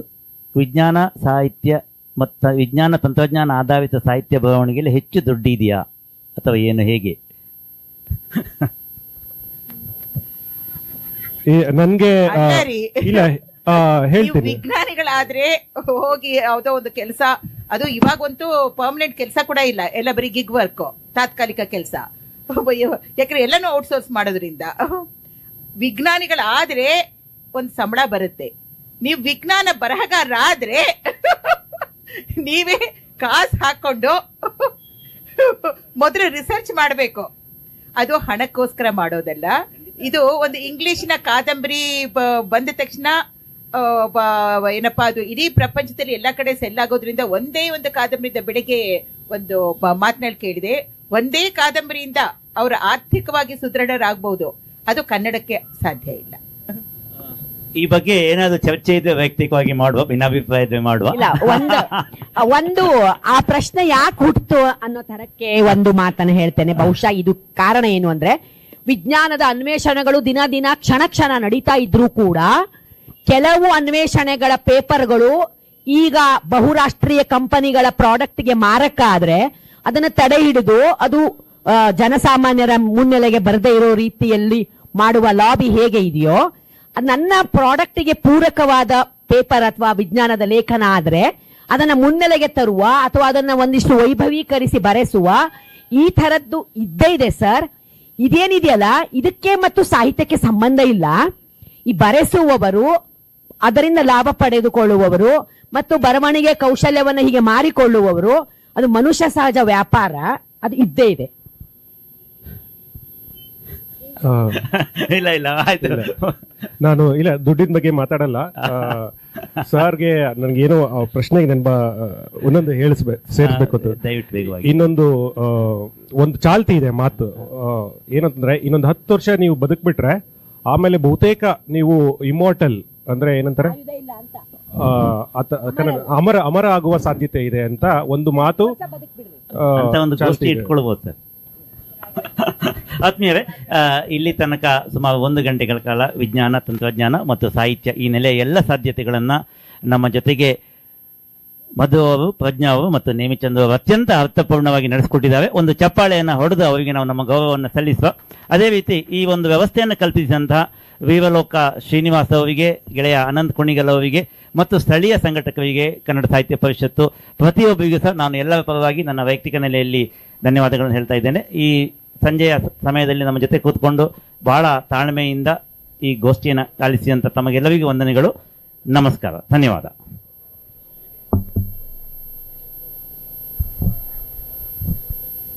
ಓಂ ಶ್ರೀ ಗುರು ಬಸವಲಿಂಗಾಯ ನಮ. ವೀರಲೋಕ ಪುಸ್ತಕ ಸಂತೆಯ ಮೊದಲ ದಿವಸದ ಕೊನೆಯ ಗೋಷ್ಠಿ, ವಿಶೇಷವಾದ ಗೋಷ್ಠಿಯನ್ನು ಆಯೋಜಿಸಿದ್ದು ಗೋಷ್ಠಿ ವಿಶ್ವದ ಮೊದಲ ಸಂಸತ್ತು ಅನುಭವ ಮಂಟಪ. ವಿಶ್ವದ ಮೊದಲ ಸಂಸತ್ತು ಅನುಭವ ಮಂಟಪ. ಈ ಗೋಷ್ಠಿಯ ವಿಷಯ